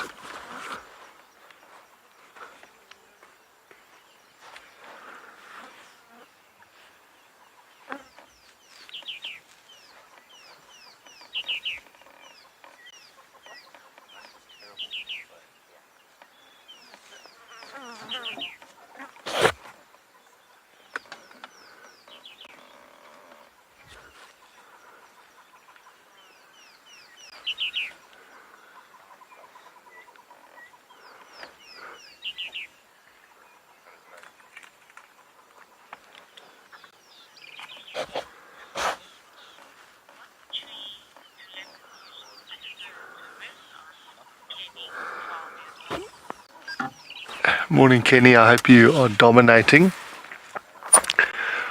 It's funny. So, well, he's in a marula tree currently, which in this area is often a favorite. It's funny though, I've seen them in all different kinds of trees. Normally you would like to think that it would be any sort of large tree with big branches that they could lie on. I've seen them a lot in sausage trees, mahogany trees, marula trees, but I've also seen them in very sort of scraggly small trees as well. Look at that. Gert's doing a legendary job. He just told me now that when I I was obviously so excited this morning when I introduced us. I said, and Gert's on the radio. What a palooka. He's actually on a camera. Or behind a camera. It'd be hard to work it if you were on it.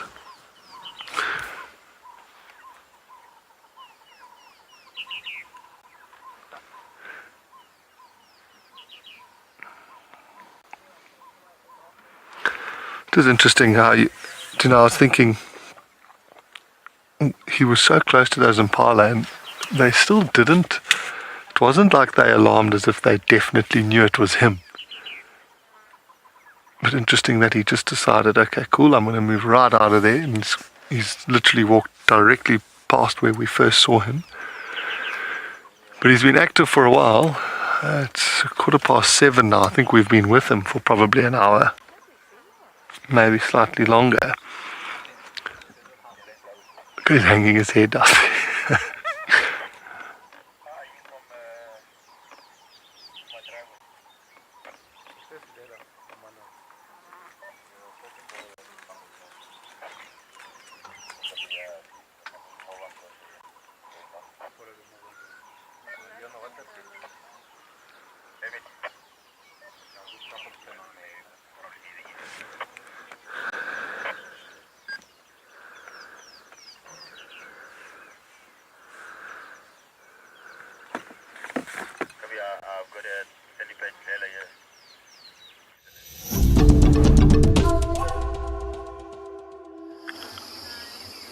Welcome back to Eco Training Pridelands. We're still with our African barred owlet this morning. We came to check up on what they're busy doing. We did manage to locate all three of them. However, we've only got visual of one of them at the moment. For viewers that haven't been on show for quite a while, who has now seen them for the first time, this is one of our smaller owl species. And quite often, because of their small size, they incorrectly become called little owls. And little owl is actually a species that we do find in North Africa and throughout Europe. I can remember seeing them a few years ago, actually in the UK, where they were actually introduced. And when it does come to little owls, they were actually the sidekick of Athena, the goddess, Roman goddess of war and wisdom. Although owls aren't considered as incredibly smart birds, they do get associated with wisdom because of association with Athena. And even in Roman times, owls were actually used as symbols and banners that they used to carry with them when they went into war. We're coming back to our little barred owlet that we see over here. These guys have been quite active feeding over the last few days. We mostly see them taking small little insects and grubs which they catch. In the past, I've even seen them actually taking small little lizards.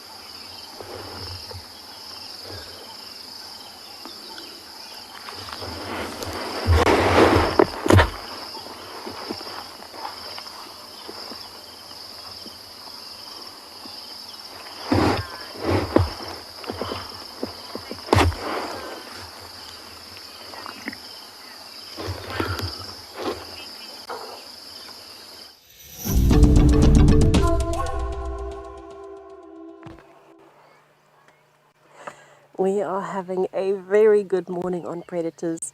I've just left Tandi. She was very nice and relaxed, flat sleeping in the grass.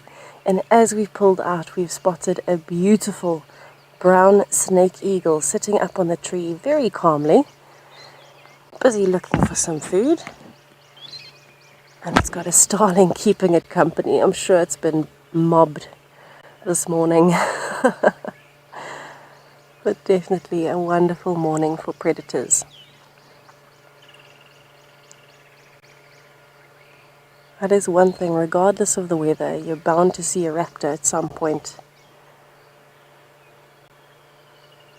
And this snake eagle's actually sitting very calmly. It's very close to us, but you can see it's moving its head a lot, so it is looking for food actively, checking for movement through the grass. Oh, the starling's hopping closer now. Might start its mobbing again.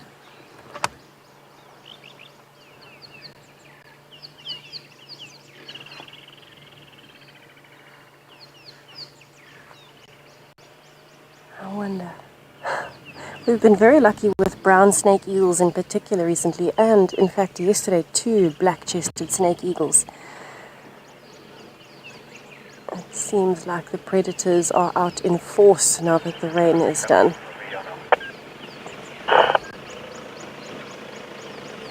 This is probably one of my favorite birds to see out here. Because they are normally so calm, you often get to see them for quite a long time. It's very tough to tell whether it's a male or female. They look the same, both sexes. But from the size of it, I'm almost inclined to say this would be a female. Females are a little bit larger than males usually when you're looking at birds because they have to have enough space to produce and carry eggs.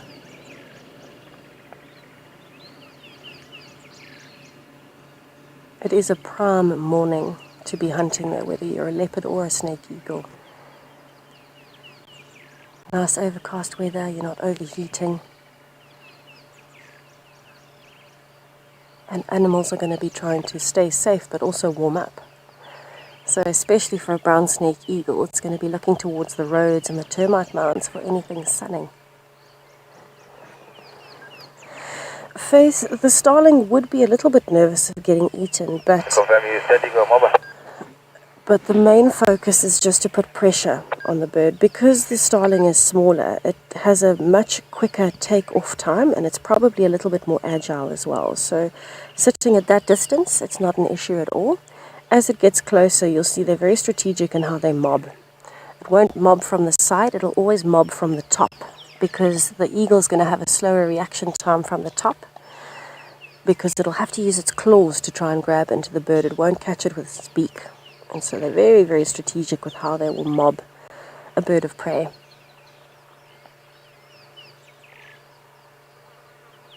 So it is a fairly safe situation. Mostly we find Burchell starlings and fork-tailed drongos that would be kind of tenacious enough to be mobbing big birds like this.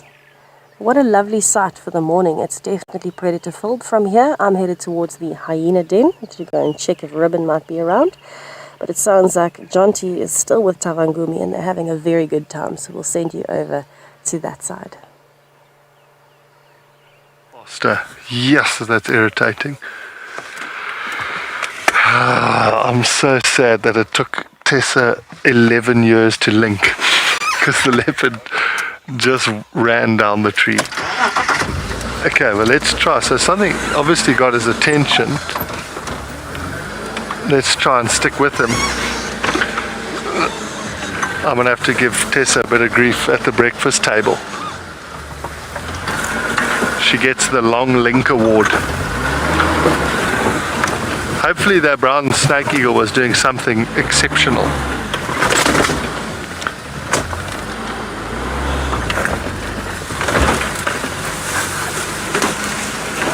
I didn't check. Did he go this way? Yeah. Okay. So he gave us a little bit of a respite there after following him through the grass. It's amazing. He looked like he was literally about to go to sleep, and then something got his attention and he got up and ran out of the tree.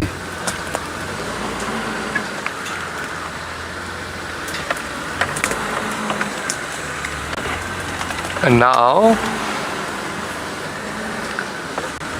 I can't see it.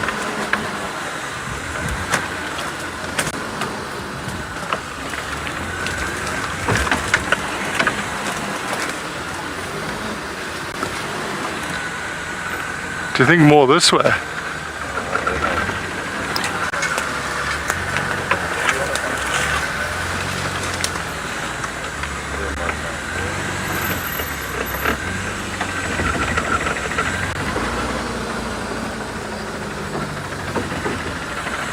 Oh, there's an impala.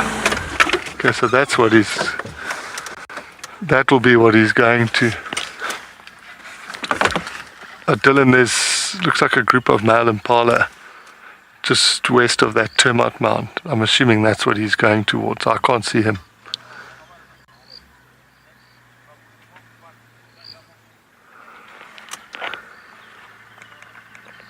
Your visual, thanks, Dylan.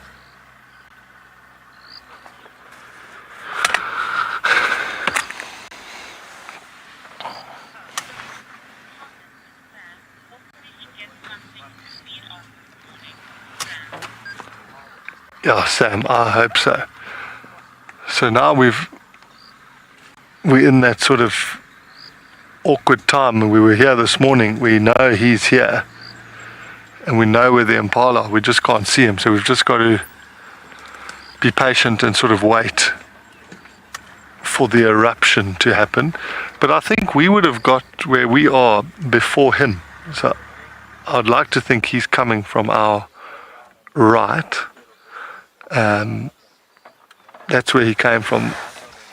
The big trees, just, you can't quite see it, but the big trees there that he came out of. And we looped. This is the direction he was heading to.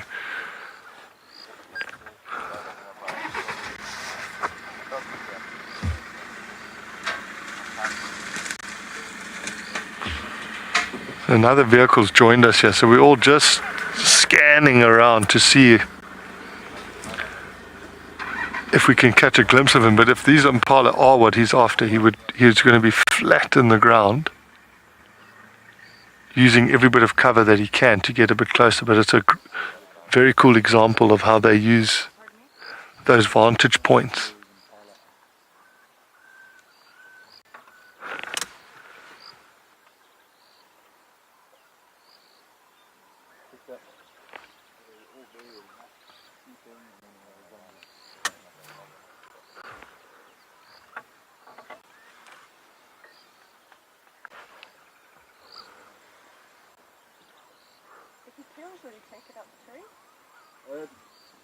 Possibly.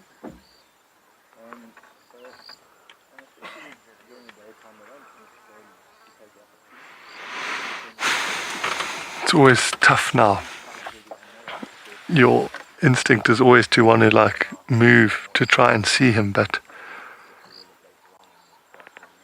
it is better to just kind of hold tight for a little bit. I actually can't even see the impala anymore.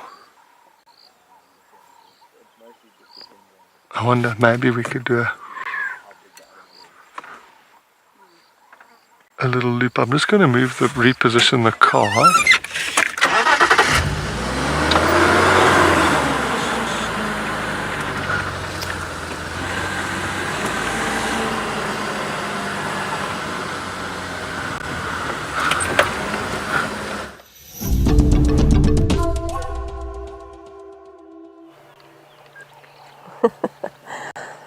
Definitely a very lucky morning. Jonty and I were going to have a challenge to who would find a leopard first. I thought I had him this morning. But as I was on my way to Dundee, he found Tavangumi. Bird of prey? Oh, there is a bird of prey. Well spotted, BK. So we're sitting on the side of Twin Dams. We've just arrived. There doesn't seem to be much happening other than some bachelor boys, some impalas, and a very large bird of prey that is flying around.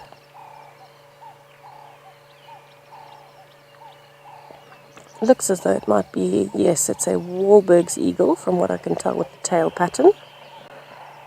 I don't have a monitor though, so I can't see what BK is seeing.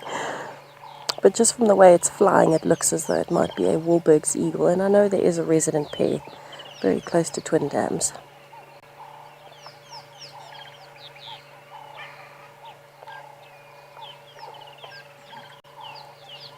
What a beautiful morning to be soaring over the dam.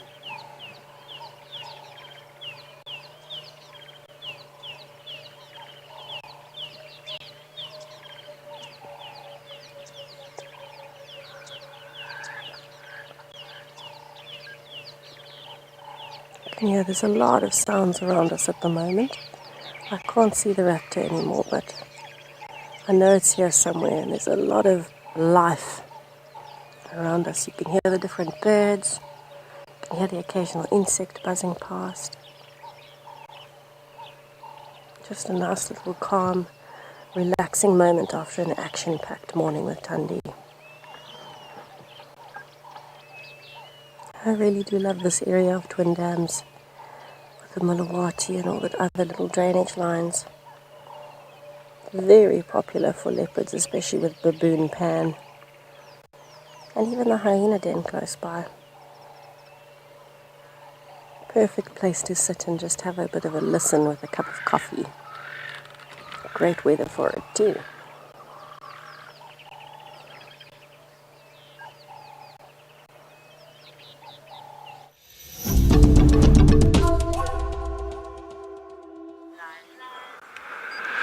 Okay, so if you can see where Gert's focusing through the back of those branches and grass, you can just make out the leopard's pattern. He's there, and the impala also very difficult to see, but it's just through here, so he's not far at all.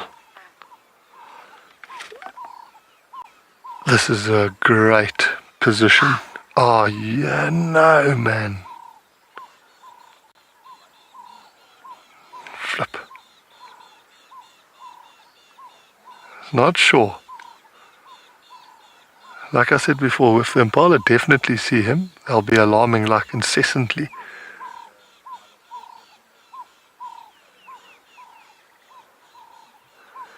And it's interesting, even though this looks so close, often guests at this sort of distance, guests are like, well, why is he not just running out? There's no hope if he just burst out from where he is now. He needs to be much closer.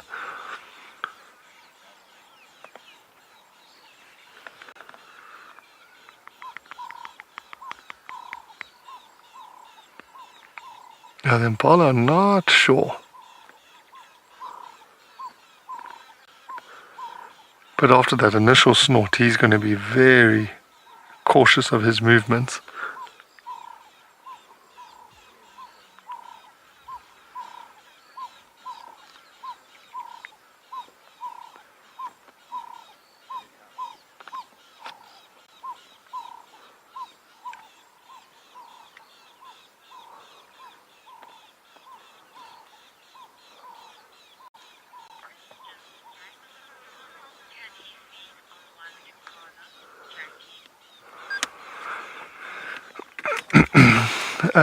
Jackie, if he was to catch an adult male impala, which is what is potential right here, maybe like a full day or two, just depends how hungry he is, or when was the last time he ate, but that's kind of why typically in this area, because of the hyena pressure, they'll often put it up a tree. Then they don't need to sort of rush feed, they'll can take their time. But a male impala, you might have him in the tree for sort of 2 days, hopefully.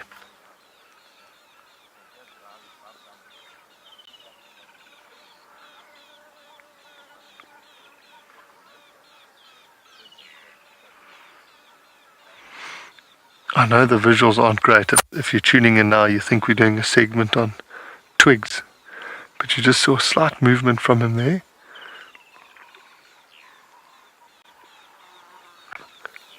The impala is still in the exact same space. So if you have just tuned in, we're watching a leopard busy stalking a herd of impala.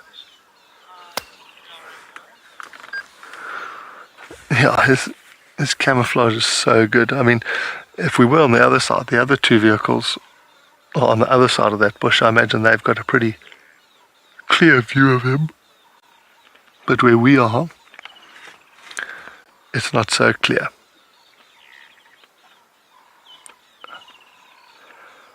But now it's a pure patience game.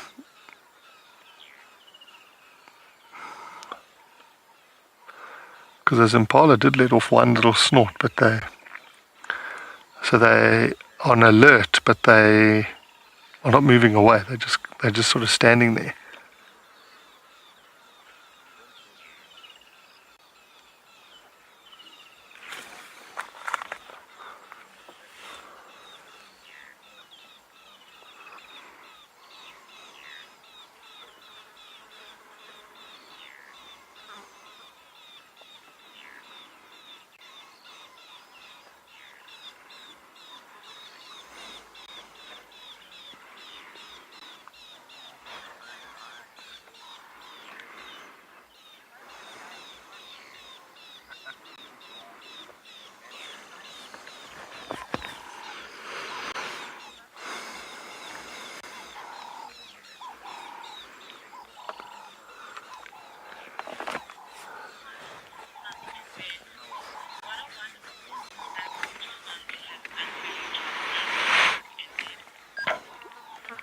Yeah, stuck in bed. It's been pretty legendary and amazing. It involved zero skill.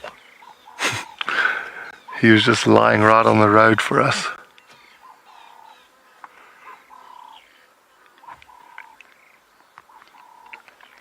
But I'm super, super happy because on my last stint here, we didn't see him at all. We heard him called in a lot in Buffelshoek, north of us, but didn't get to see him. So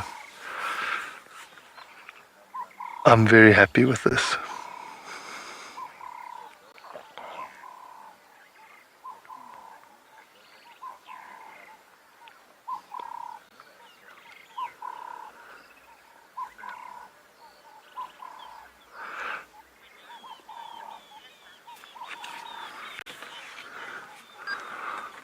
While we wait this out, you're going to head over to Tessa and see what she's heading over to a watering hole.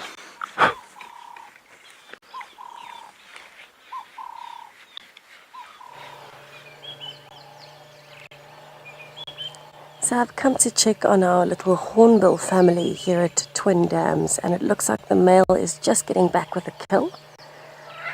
So I'm sure, there we go, he's putting it straight into the hole.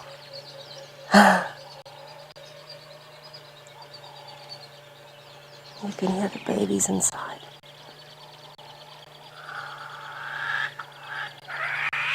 They're all shouting for food now that Dad's here and has poked his head in. I wonder if he's going to come back. It's the first time first time I've heard the chicks. Since the whole time I've been checking on it, it's the first time I've heard the chicks. He's hopped off to another branch, but I'm sure he's going to come back and feed them again.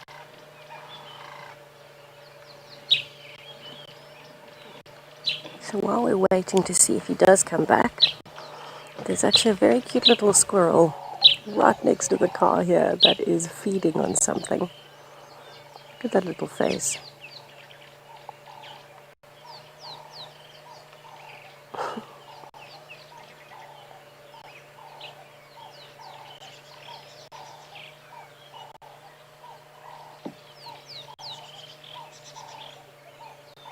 Had a lot of squirrel drama recently. Actually, when we got here, there was a squirrel very close to the entrance of the nest. I thought maybe it could smell them and was looking for some food. Here it goes. So we are in a very lucky area for birding. This is one of the best spots for birding that we have here on Djuma, and in my opinion, this is one of the best spots because you've got the dam on one side, the drainage line on the other, lots and lots of tall trees. Oh, the squirrel's busy climbing back onto the main branch there, going back towards the nest.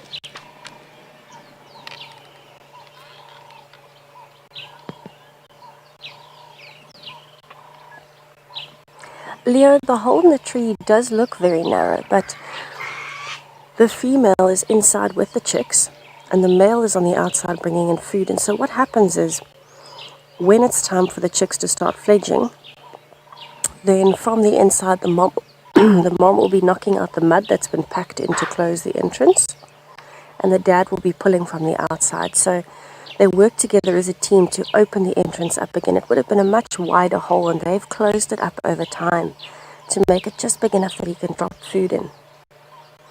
And so when the time comes, hopefully Dad is on the outside to help. Mom will be pushing from the inside and he'll open the hole to the nest again. And then Mom will come out with all of the chicks.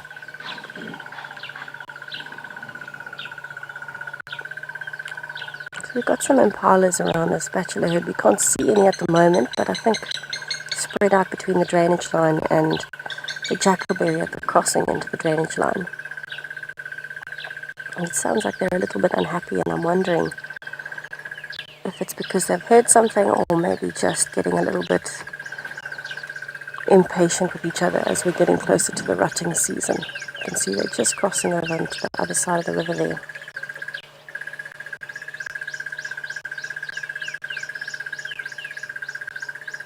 And the constant call of a crested barbet in the background.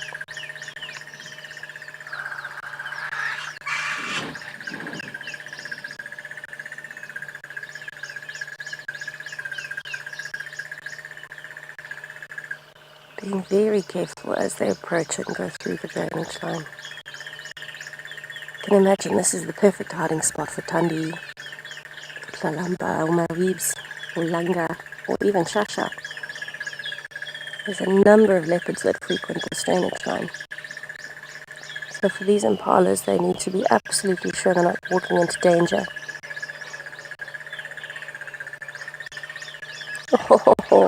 And looking at impalas and speaking of them, it sounds like Tavangumi is trying to get some breakfast. Let's head over to Janti.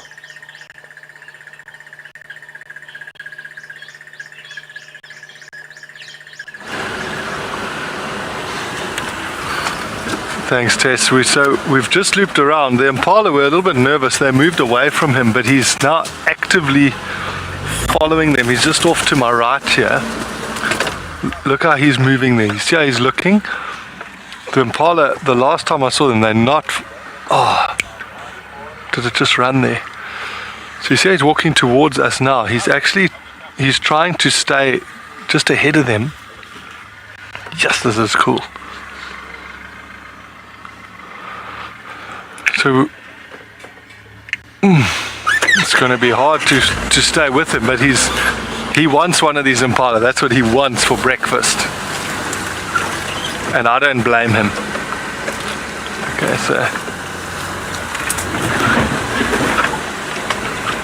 so it's a bachelor group of impala that he's kind of skirting. He's trying to just stay in front of them. With the vegetation as it is now, often what you'll see, what the leopards would like to do is get in front of where the impala are going. Because one, that way they don't have to then stalk. They just position themselves perfectly and let the impala walk onto them. But now I can't see the impala and I can't see him. But he should be coming in from our left here.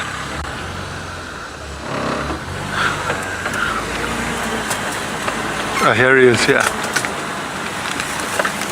So the impala must have already moved, but you can see how he's still focused. I don't want to block his way. Hi, man. Can you still see the impala? I can't see them, but we might have seen them. So I'm just chatting to the guys on the other vehicle. You can see the direction he's looking.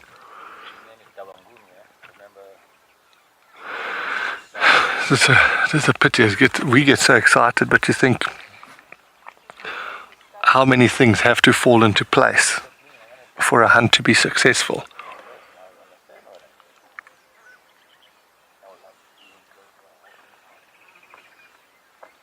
Watch his whiskers there.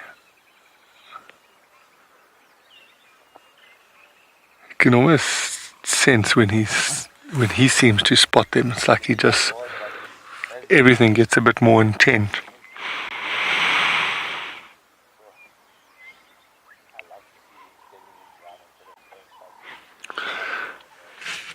Damn, I think he's called it there. Flip, that was close though.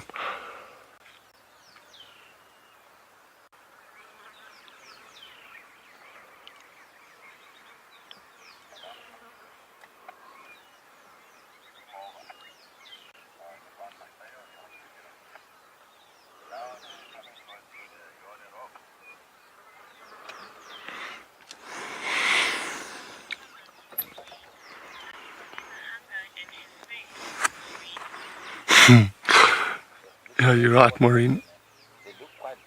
You can see he's so hungry. Look at how he's submarining through the grass there. Look when he lies down. Yeah. So, remember what I was saying, how he would like to get ahead of the impala? This is the type of thing that they would like to do, is get in front and then crouch down and let the impala actually walk on top of him. When I say not stand on him, but walk towards him. But unfortunately, he's lost that chance with those impala that we saw. We're just seeing an example. It's so amazing having a grass seed in your eye.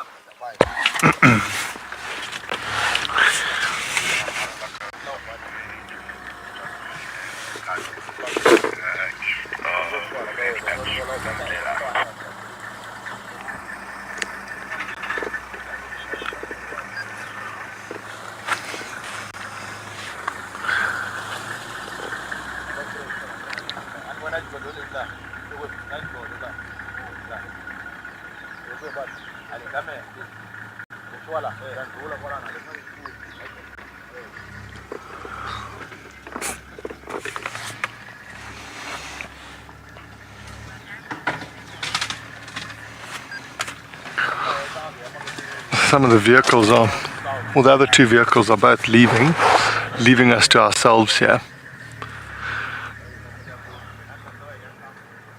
It's time for a coffee break.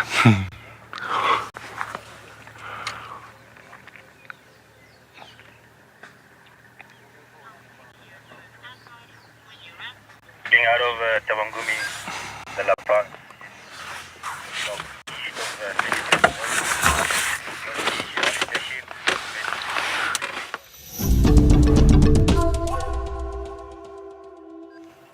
So I'm just going to let you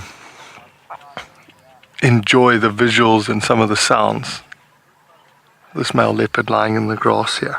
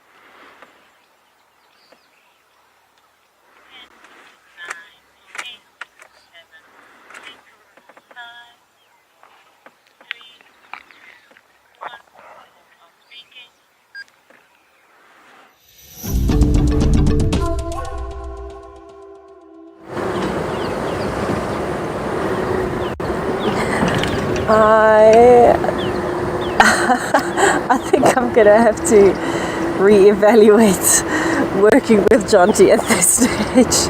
I've seen Tavangumi once before, very, very briefly. And he gets back on his first day back, and he has a whole 2 hours with him. And I was really adamant I was going to beat him to a leopard this morning, and I was on my way to Tundi, and then he just sent it to Havanguni. Darn it. I have to up my game. But I definitely feel like BK and John T brought luck. They brought some form of luck with them, for whatever reason. It's been an absolutely wild morning. I'm approaching Treehouse Dam now, so I went past the hyena den. It was inactive, not even the cubs were around that we could tell. I went past our little hornbill family, twin dams, and now I'm approaching Treehouse Dam. So I want to see if there's any elephants around. I feel like today's the first day in a while we haven't seen elephants. I heard one in the Tundi sighting, and we could see where he had been feeding when we came around to the other side. But I'd love to see some elephants. Maybe they're all up in quarantine eating the marulas.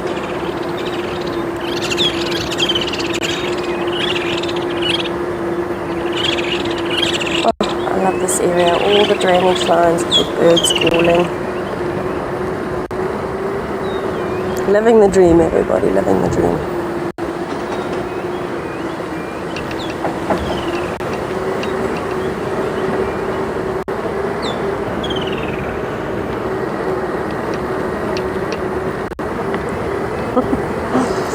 And I've been asked this one a lot. I have a few favorite bird calls. This is the problem. And I'm actually about to do the bird call challenge when we get to Treehouse Dam for the day. But I have a few, and it's tough for me to categorize. I think overall the most unusual call for me, which is why it sticks in my mind, is a violet-backed starling. It sounds very mechanical and reminds me a bit of the old internet dial-up tone back when that existed. Now everything's Wi-Fi and smooth. But I also love, magpie shrike, and I love quite a few different ones. I think my overall favorite though is probably a white-bellied sunbird. Oh, we're going over to Jonty quickly. We're going over to Jonty.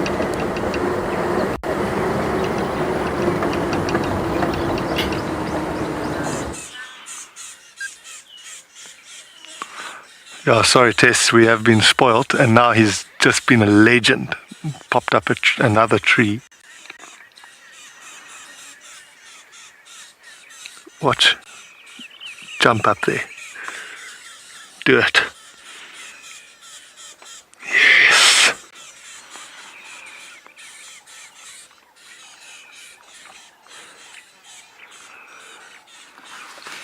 He's actually looking back in the direction that we came.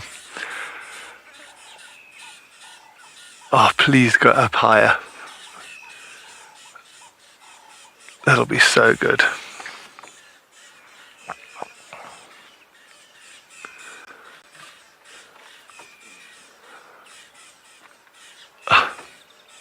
No, great. I almost need to go further back. I'll just wait and see where he settles, and maybe we can reposition. But it's not bad for now.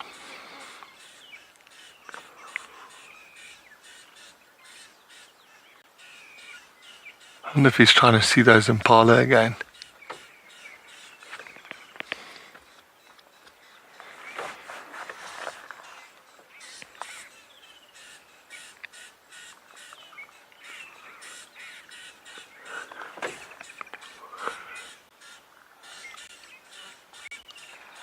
You just hear the rattling testiculars shouting in the background.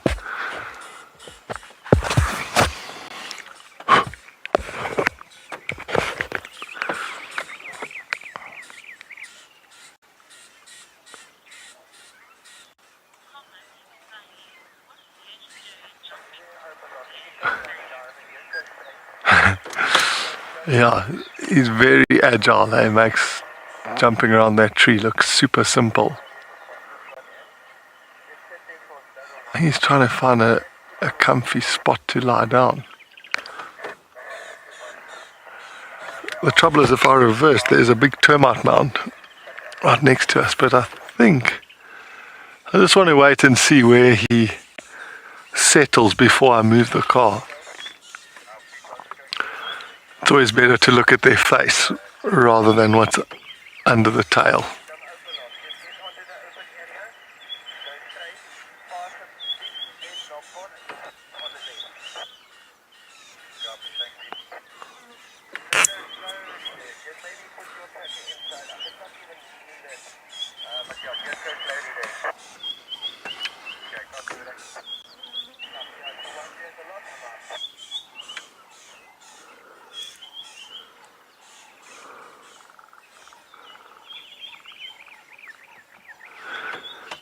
Let me try go back.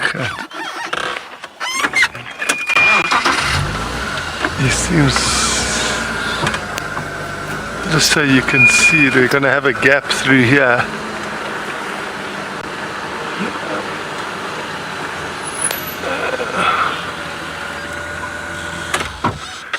Yeah, Dana, I think so.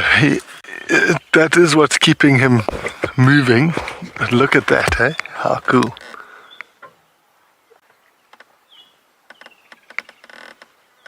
Yeah, no.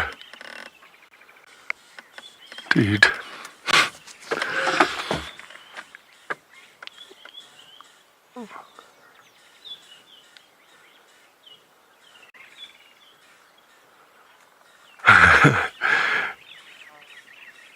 It's not a good tree to lie in. As you can see how he's panting as well now. It is starting to get warmer. So I do think he wants to settle down.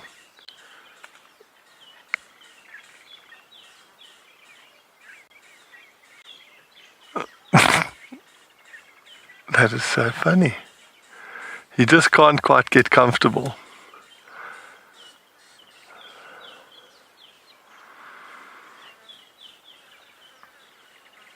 Imagine what a cool surprise it would be if you didn't know he was here and you just come around the corner. Because we're now on the road. And just to see him lying up there like that.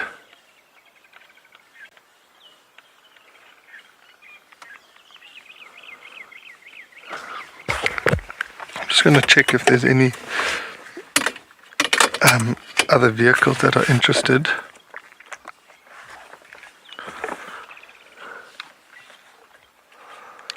Are there any other stations interested in the sighting of Tavangumi? I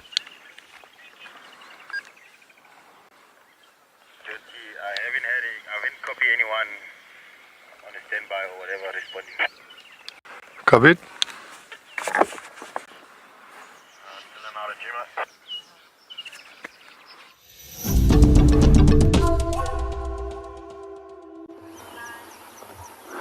Good morning and welcome back to Eco Training Pridelands. So far we started off with finding lion very early this morning, and then we spent some time with our African barred owlets. On the mammal side, things are incredibly quiet, so we took a short little walk in the hope to find some insects and some of the smaller components which is equally important in sustaining ecosystems such as pridelands. But even on that side it's a little bit quiet. We've been listening to some bird calls and just enjoying a little bit of quiet time. So we also decided that we're going to do a short little silence segment and share all the different sounds of nature with you. Some of the calls that you might hear in the background is that of a birchall's cuckoo, a very beautiful bubbly call, and then also have a chattering of a number of hornbills.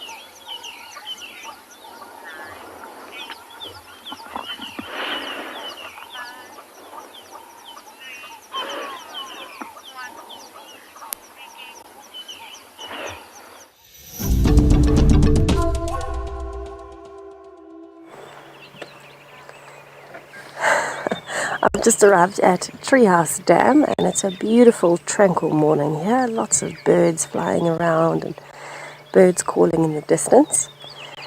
And I think this is a great way to just spend a bit of time soaking in what we have seen this morning. It's been such a crazy morning. Got our blacksmith lapwing pair over here. A few swallows flying over every now and then. And a lot of red-billed buffalo weavers calling, which we haven't heard consistently at Treehouse Dam in a while. I think the rain's been messing with the bird life. But I figured it would be a good time for us to do our bird call challenge. I know I've been going through the list of favorites, so this morning I'm going to be playing one of Jonty's favorite bird calls. I was feeling quite defeated that he had spotted the leopard before me, but I feel better now. And I feel very humoured by the fact that actually Gert spotted the leopard and not Jonty. So I might have to go and do one of Gert's favourite bird calls again tomorrow just to honour that a little bit. Alright, so if you want to guess what bird call this is, please do. You can send in either the family name if you think it's a specific family, or if you know the bird, please by all means send in the bird name. This is more of an unusual one. It's a bit of a challenge. We don't often find them here on Djuma, but you do see them on the rare occasion in the Lowveld. We have been observing this family quite a bit in the last week, so that's your hint. We've been observing this family for quite a bit. Let's see if you can figure out the species. All right, get ready. Here comes your bird call.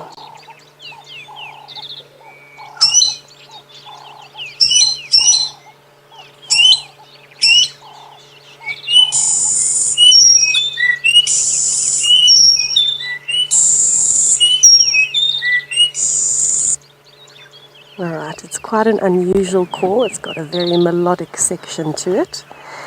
And we'll see if you can figure out what bird call it is while you're having a think about it. We're going to sit here and soak in the scenery and listen to the other sounds around us. Hopefully that doesn't confuse you with all of the other birds calling. But we will see. I'm actually very impressed that Jonty chose that call. It is a beautiful bird call. Not one that I've heard often, but I already love it.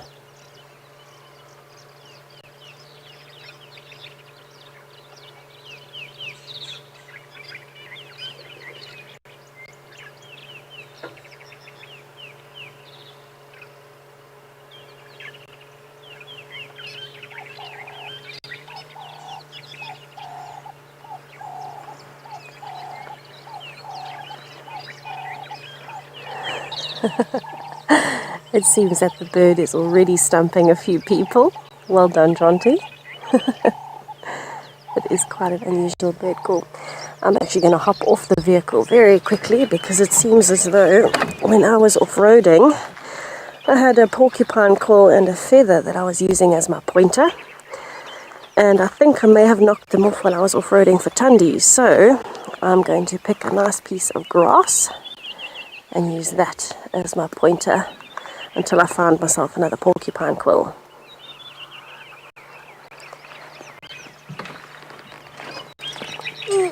I'm a little bit short to get into these vehicles. I really thought I was tall until I started driving these vehicles and realized I have to prop myself up on cushions and struggle to get in.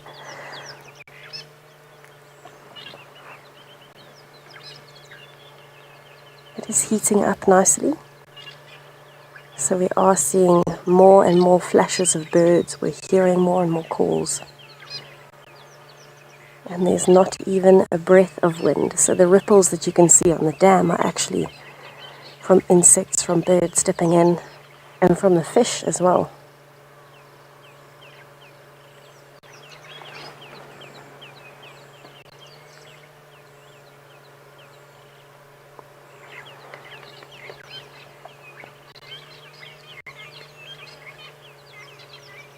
I particularly enjoy the call of the red-billed buffalo weaver.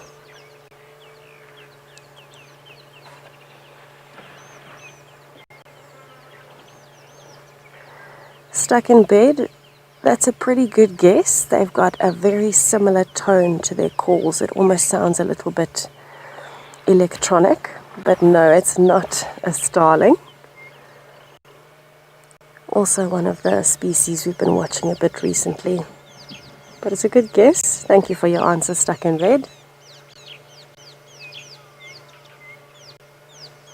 If anybody needs an extra hint, we've been looking at the nests a lot recently of that same family of birds.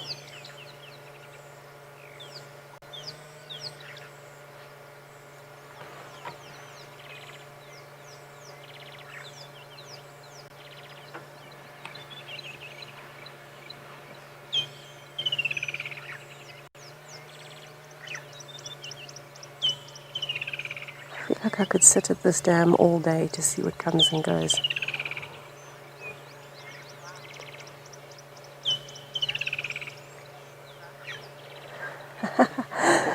I'm glad that we've managed to stump you. I feel like yesterday afternoon was a little bit too easy, so I've made it a bit of a challenge this morning with Jonty's help.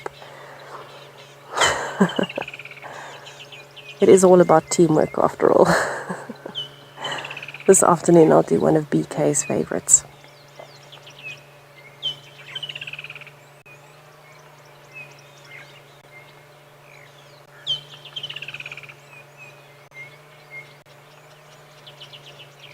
I actually must be honest, when I thought about this bird, I couldn't actually picture the call, or I couldn't hear the call in my head until I heard the call and then I clicked.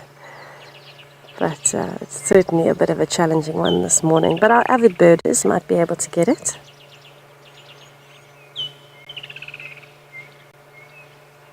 This bird has quite a bright coloration on parts of its body.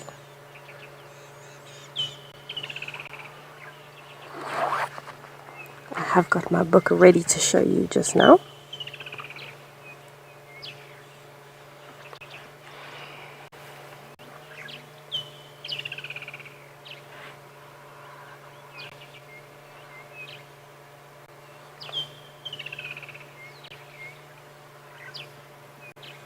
In fact, the Afrikaans name for this bird is a reference to the call,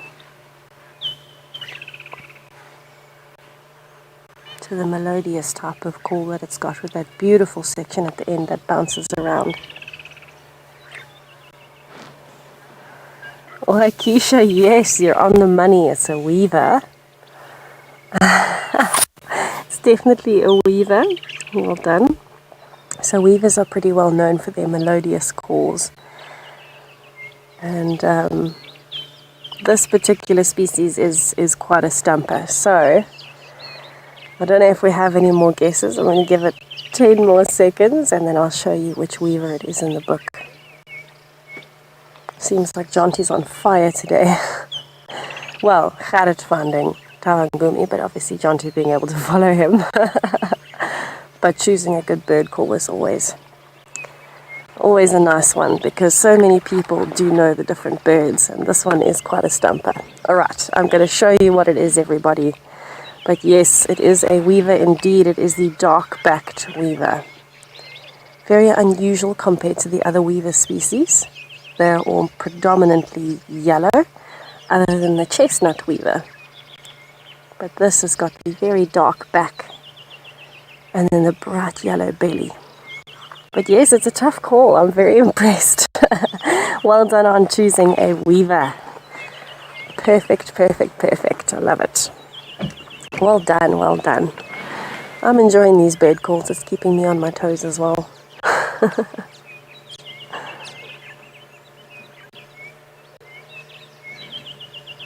I actually already know what the bird call is going to be for this afternoon.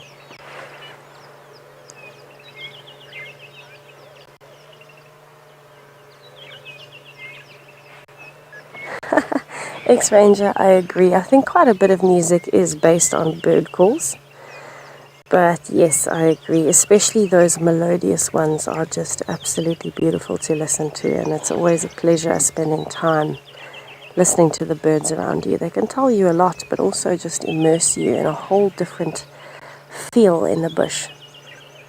when you're listening to something instead of seeing it, it makes quite a different impression in the bush.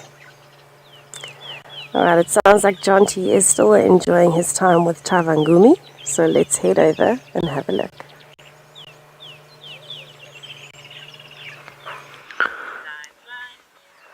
I'm glad you managed to figure out what the call was. I did think it was bizarre, and Tess was leaving this morning. So, what's your favourite bird call? I was like, that's a weird question this early in the morning. But I see she had a plan up her sleeve. We're still here with this male leopard. He moved around a little bit. He seems to have finally found a comfortable spot, and I think that's probably going to be him for the next sort of while. But that is a great vantage point, so if something does walk past, he'll be able to spot it and then hopefully make a move. We were just chatting now. We hope he does catch something on this side of the boundary. He's not far from the Buffelshoek boundary, which is where he has been spending the bulk of his time. Whoa.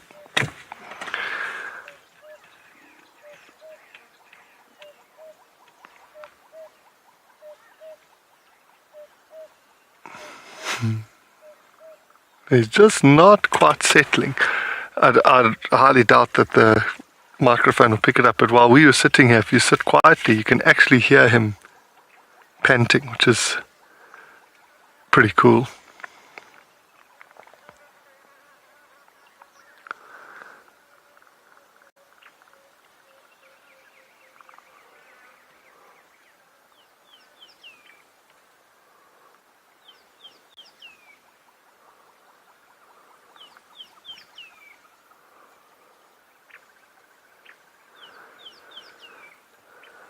They do make it look so comfortable. I have tried to nap on a branch like that.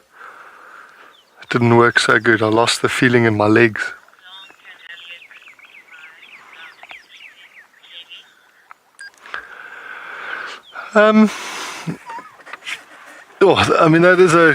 It's a good question. It's tough to answer that with an exact number of days. Because we also don't get to see every single thing that goes on in their life, so we might find a leopard every 3 to 5 days, for example, with a substantial kill, like maybe a duiker or an impala up in a tree or on the ground. But what we don't know is they might catch a squirrel or a bird, little things that they catch and eat that keep them going. But the same as us, water is more important. They'll be able to go longer without eating than drinking. Obviously, when they do eat, they do get a lot of nourishment from the blood. Sorry, I'm just putting some sunscreen on.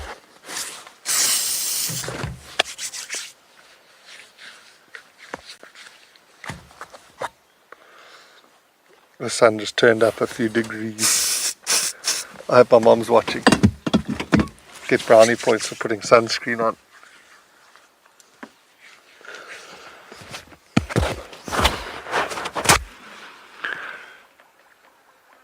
But also that, just carrying on with that question of how long they can survive without food. Obviously, the younger they are, the better they can bounce back. So even him, you might see him get very, very thin from not catching anything, but as soon as he has one big meal, then he'll look fantastic again. As they get older, it's harder for them to bounce back. And then that sort of expenditure of energy of actually trying to catch something can become detrimental when they're older.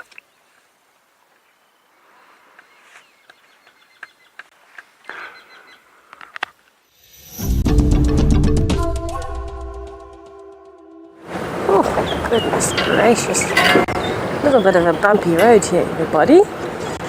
I am going through Philemon's Dip. headed back towards quarantine. And I am seeing some hyena tracks on the road. I wonder where they've all gone. Maybe they know that Lauren has left. Out looking for us all.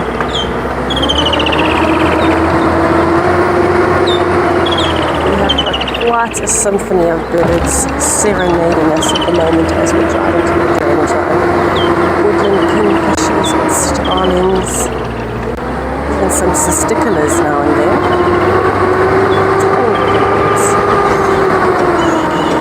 I want to see if there are any elephants up on quarantine. I feel like it's the perfect time. It's starting to heat up. They're going to be looking for some shade. Probably looking for marula fruits all the time these days. Maybe we'll get lucky with that herd with a very young calf.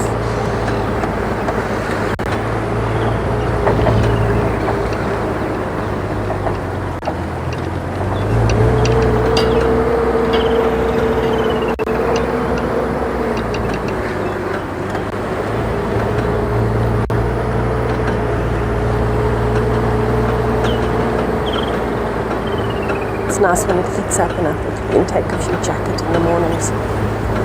Very strange weather for January. Normally it's so hot, even early in the mornings. In fact, this is better than blaring heat at this time of the day, so I'm sure the animals appreciate it almost as much as we do. And they definitely use it to their advantage. And it shows. We've had such a wonderful morning. We really have birds out, insects out, lots of spiders. Of course, the predators out in force this morning. Lucky charms, that's what we've got today.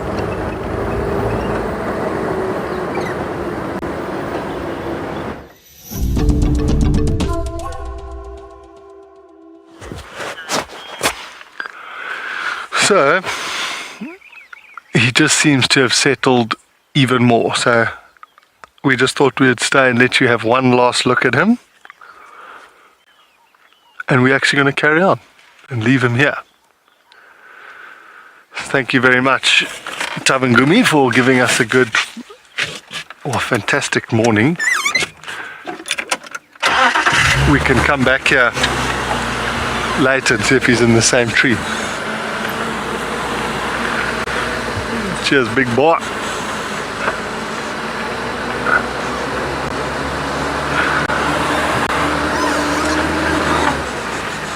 So funny, I was just looking through my phone. I actually found a picture of him when he must have been maybe 4 months old.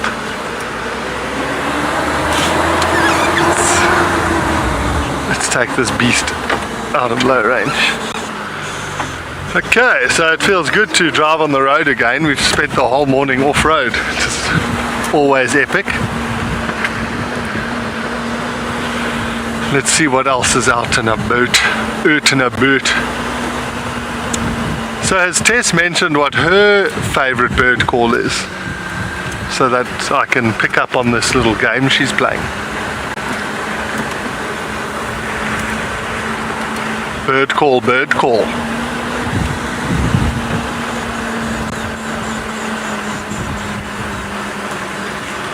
Huh. I just got told that Tess doesn't have a favourite, there's too many to choose from. Tess, that's lame. Pick one. Or top 3.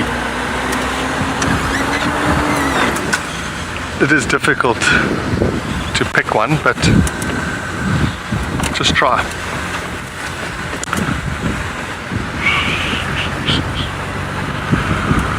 Ooh, the sun is coming out. I'm quite glad it's been sort of partly cloudy this morning, which has kept the sun at bay, but now it's coming out with a vengeance.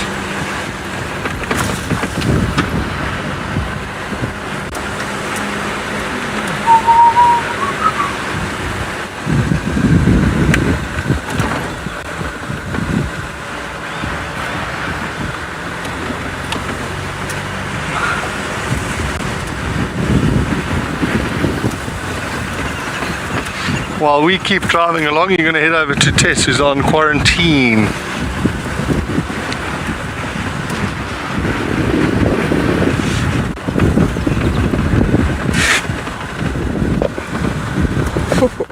Challenge accepted, Jonty. I think we can rock the bird call challenges every single day. Let's do it.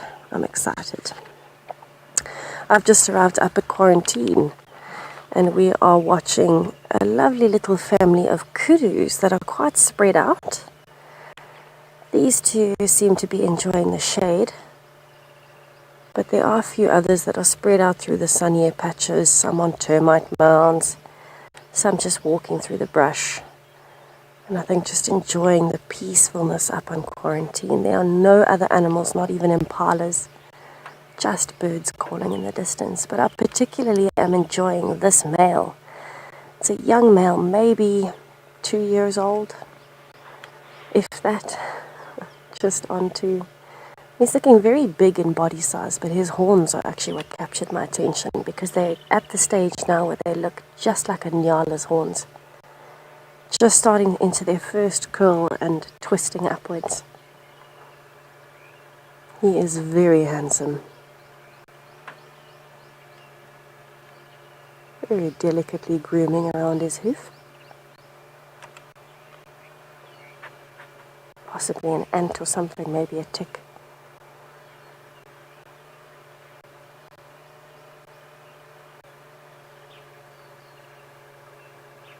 And this, to me, of all of the antelopes that we see out in the bush, I love steenbok, I love nyalas, I think they're beautiful. But a kudu to me is this perfect combination of strength and elegance. It's like the antelope version of a leopard for me. And there's just this, the way that especially the males stand. His head is up high like that. You can see he's focused on something, but he's standing with his head high and his face forward and just demanding respect, even though he's so young. And he's in a sea of red star zinnias, which is even more beautiful, little pops of red flowers everywhere. In excellent condition. And just enjoying the peace and quiet. Let's watch him feeding for a little bit. I'm sure he's eating the leaves around the red star zinnias and some of the herb layer. But he looks as though he's walking towards the sun, and that's the most beautiful time to watch that coat color changing in the different patches of light and shade, and just listen to the calls around us. Kudus are very peaceful animals, so it's a perfect moment to be peaceful with him.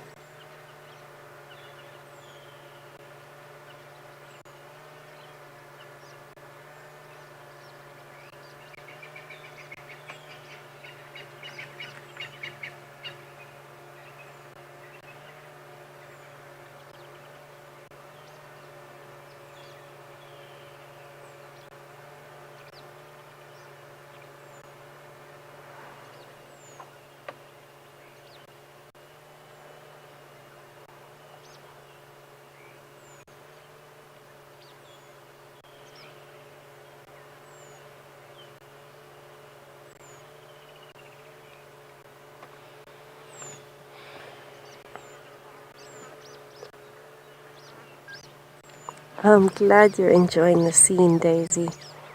It's always good to have a few quiet moments where you're appreciating some of the other animal life.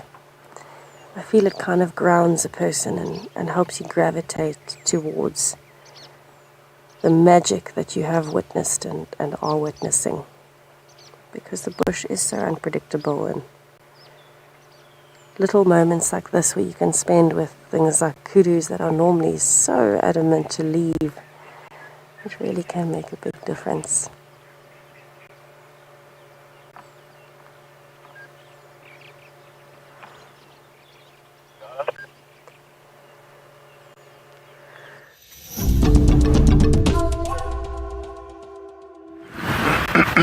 So we're just busy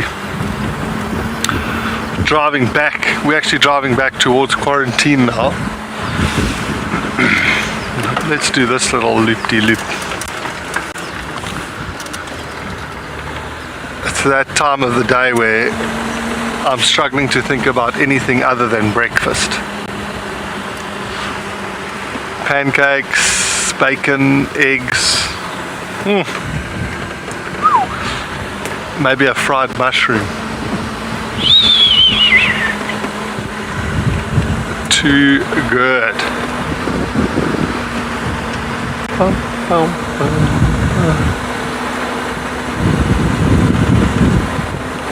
Maybe we'll get a sneaky view of Tess on quarantine, because I'm pretty sure that was her plan as well.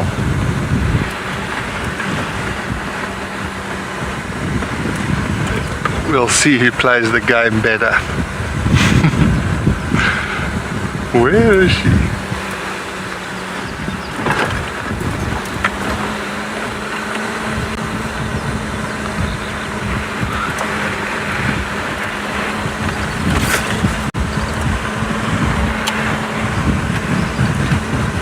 Oh, it's a nice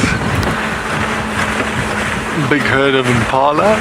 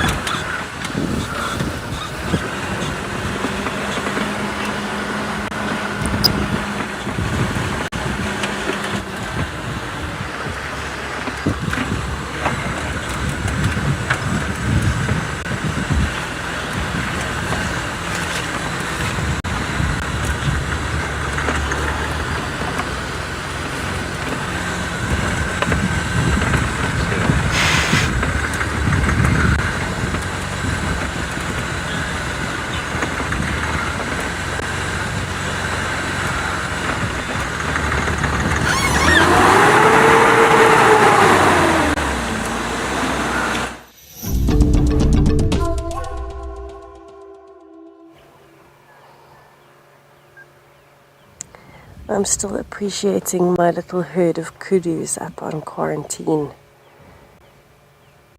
Not much has changed. There isn't any other life around us other than the normal insects, birds, plants, and these kudus. And I've just been admiring the smoothness of this young male's coat. He really is in excellent condition. You can imagine with all the rain we've had recently, there is so much browse available. And so these kudus are definitely not short of food at this point. And it really shows. Those stripes are so nice and white, very distinct. The coat is shiny and smooth, no bare patches, no dulling. Full regality at its finest in this young male. I can't wait to see what he would look like when he's older.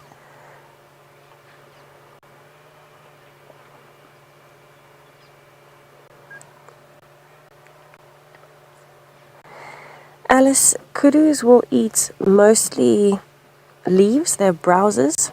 So any plants that have leaves are usually palatable for kudus. Even something like a mapani tree, which is not palatable to many animals, would be palatable to kudus. But things like grasses and flowers, they wouldn't be as inclined to eat unless they have to. If they're struggling for food sources, particularly in the winter, that is when you'll find them eating other types of plants. But for the majority of the year, they'll focus only on browsing, only on eating leaves.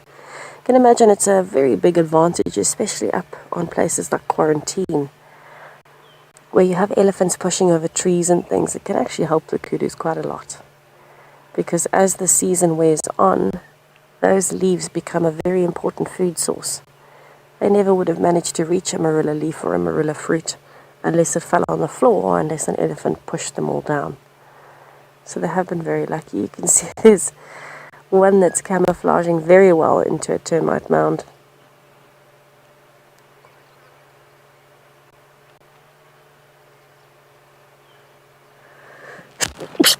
Excuse me, everybody. I'm sure that was very loud in your ears. I apologize.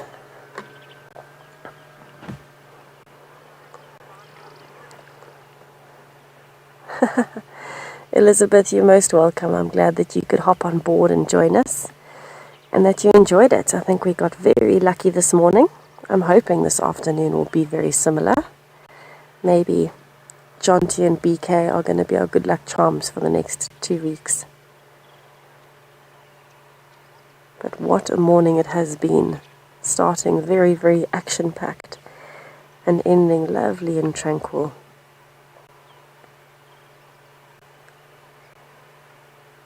His coat is a completely different color to that female behind him. That's quite interesting. Although it's not actually his coat that's looking different, I think it's actually hers. She's got much more of a reddish tint, more similar to a Nyala. Possibly, though, it is still a young one, so maybe the colors are busy changing. Oh, I love the way a kudu walks. Even his beard is coming in nicely. He's going to be a very big male one day. I think it's been an absolutely brilliant morning so far. I don't think we actually could have asked for better. I'm very hesitant to say Jonty is a good luck charm. I'm going to say it's BK. I think BK is the better charm here. I can't give Jonty too much credit. But I'm looking forward to the adventures for the next 2 weeks and the new bird call challenges now that Jonty's involved as well. And I just want to say thank you to everybody for joining us this morning. We hope you had an absolute blast. We certainly did. And we'll be here this afternoon bringing you more magic. So please join us. We'll be looking forward to having you on board and hearing from you and sharing the magic of the bush with you.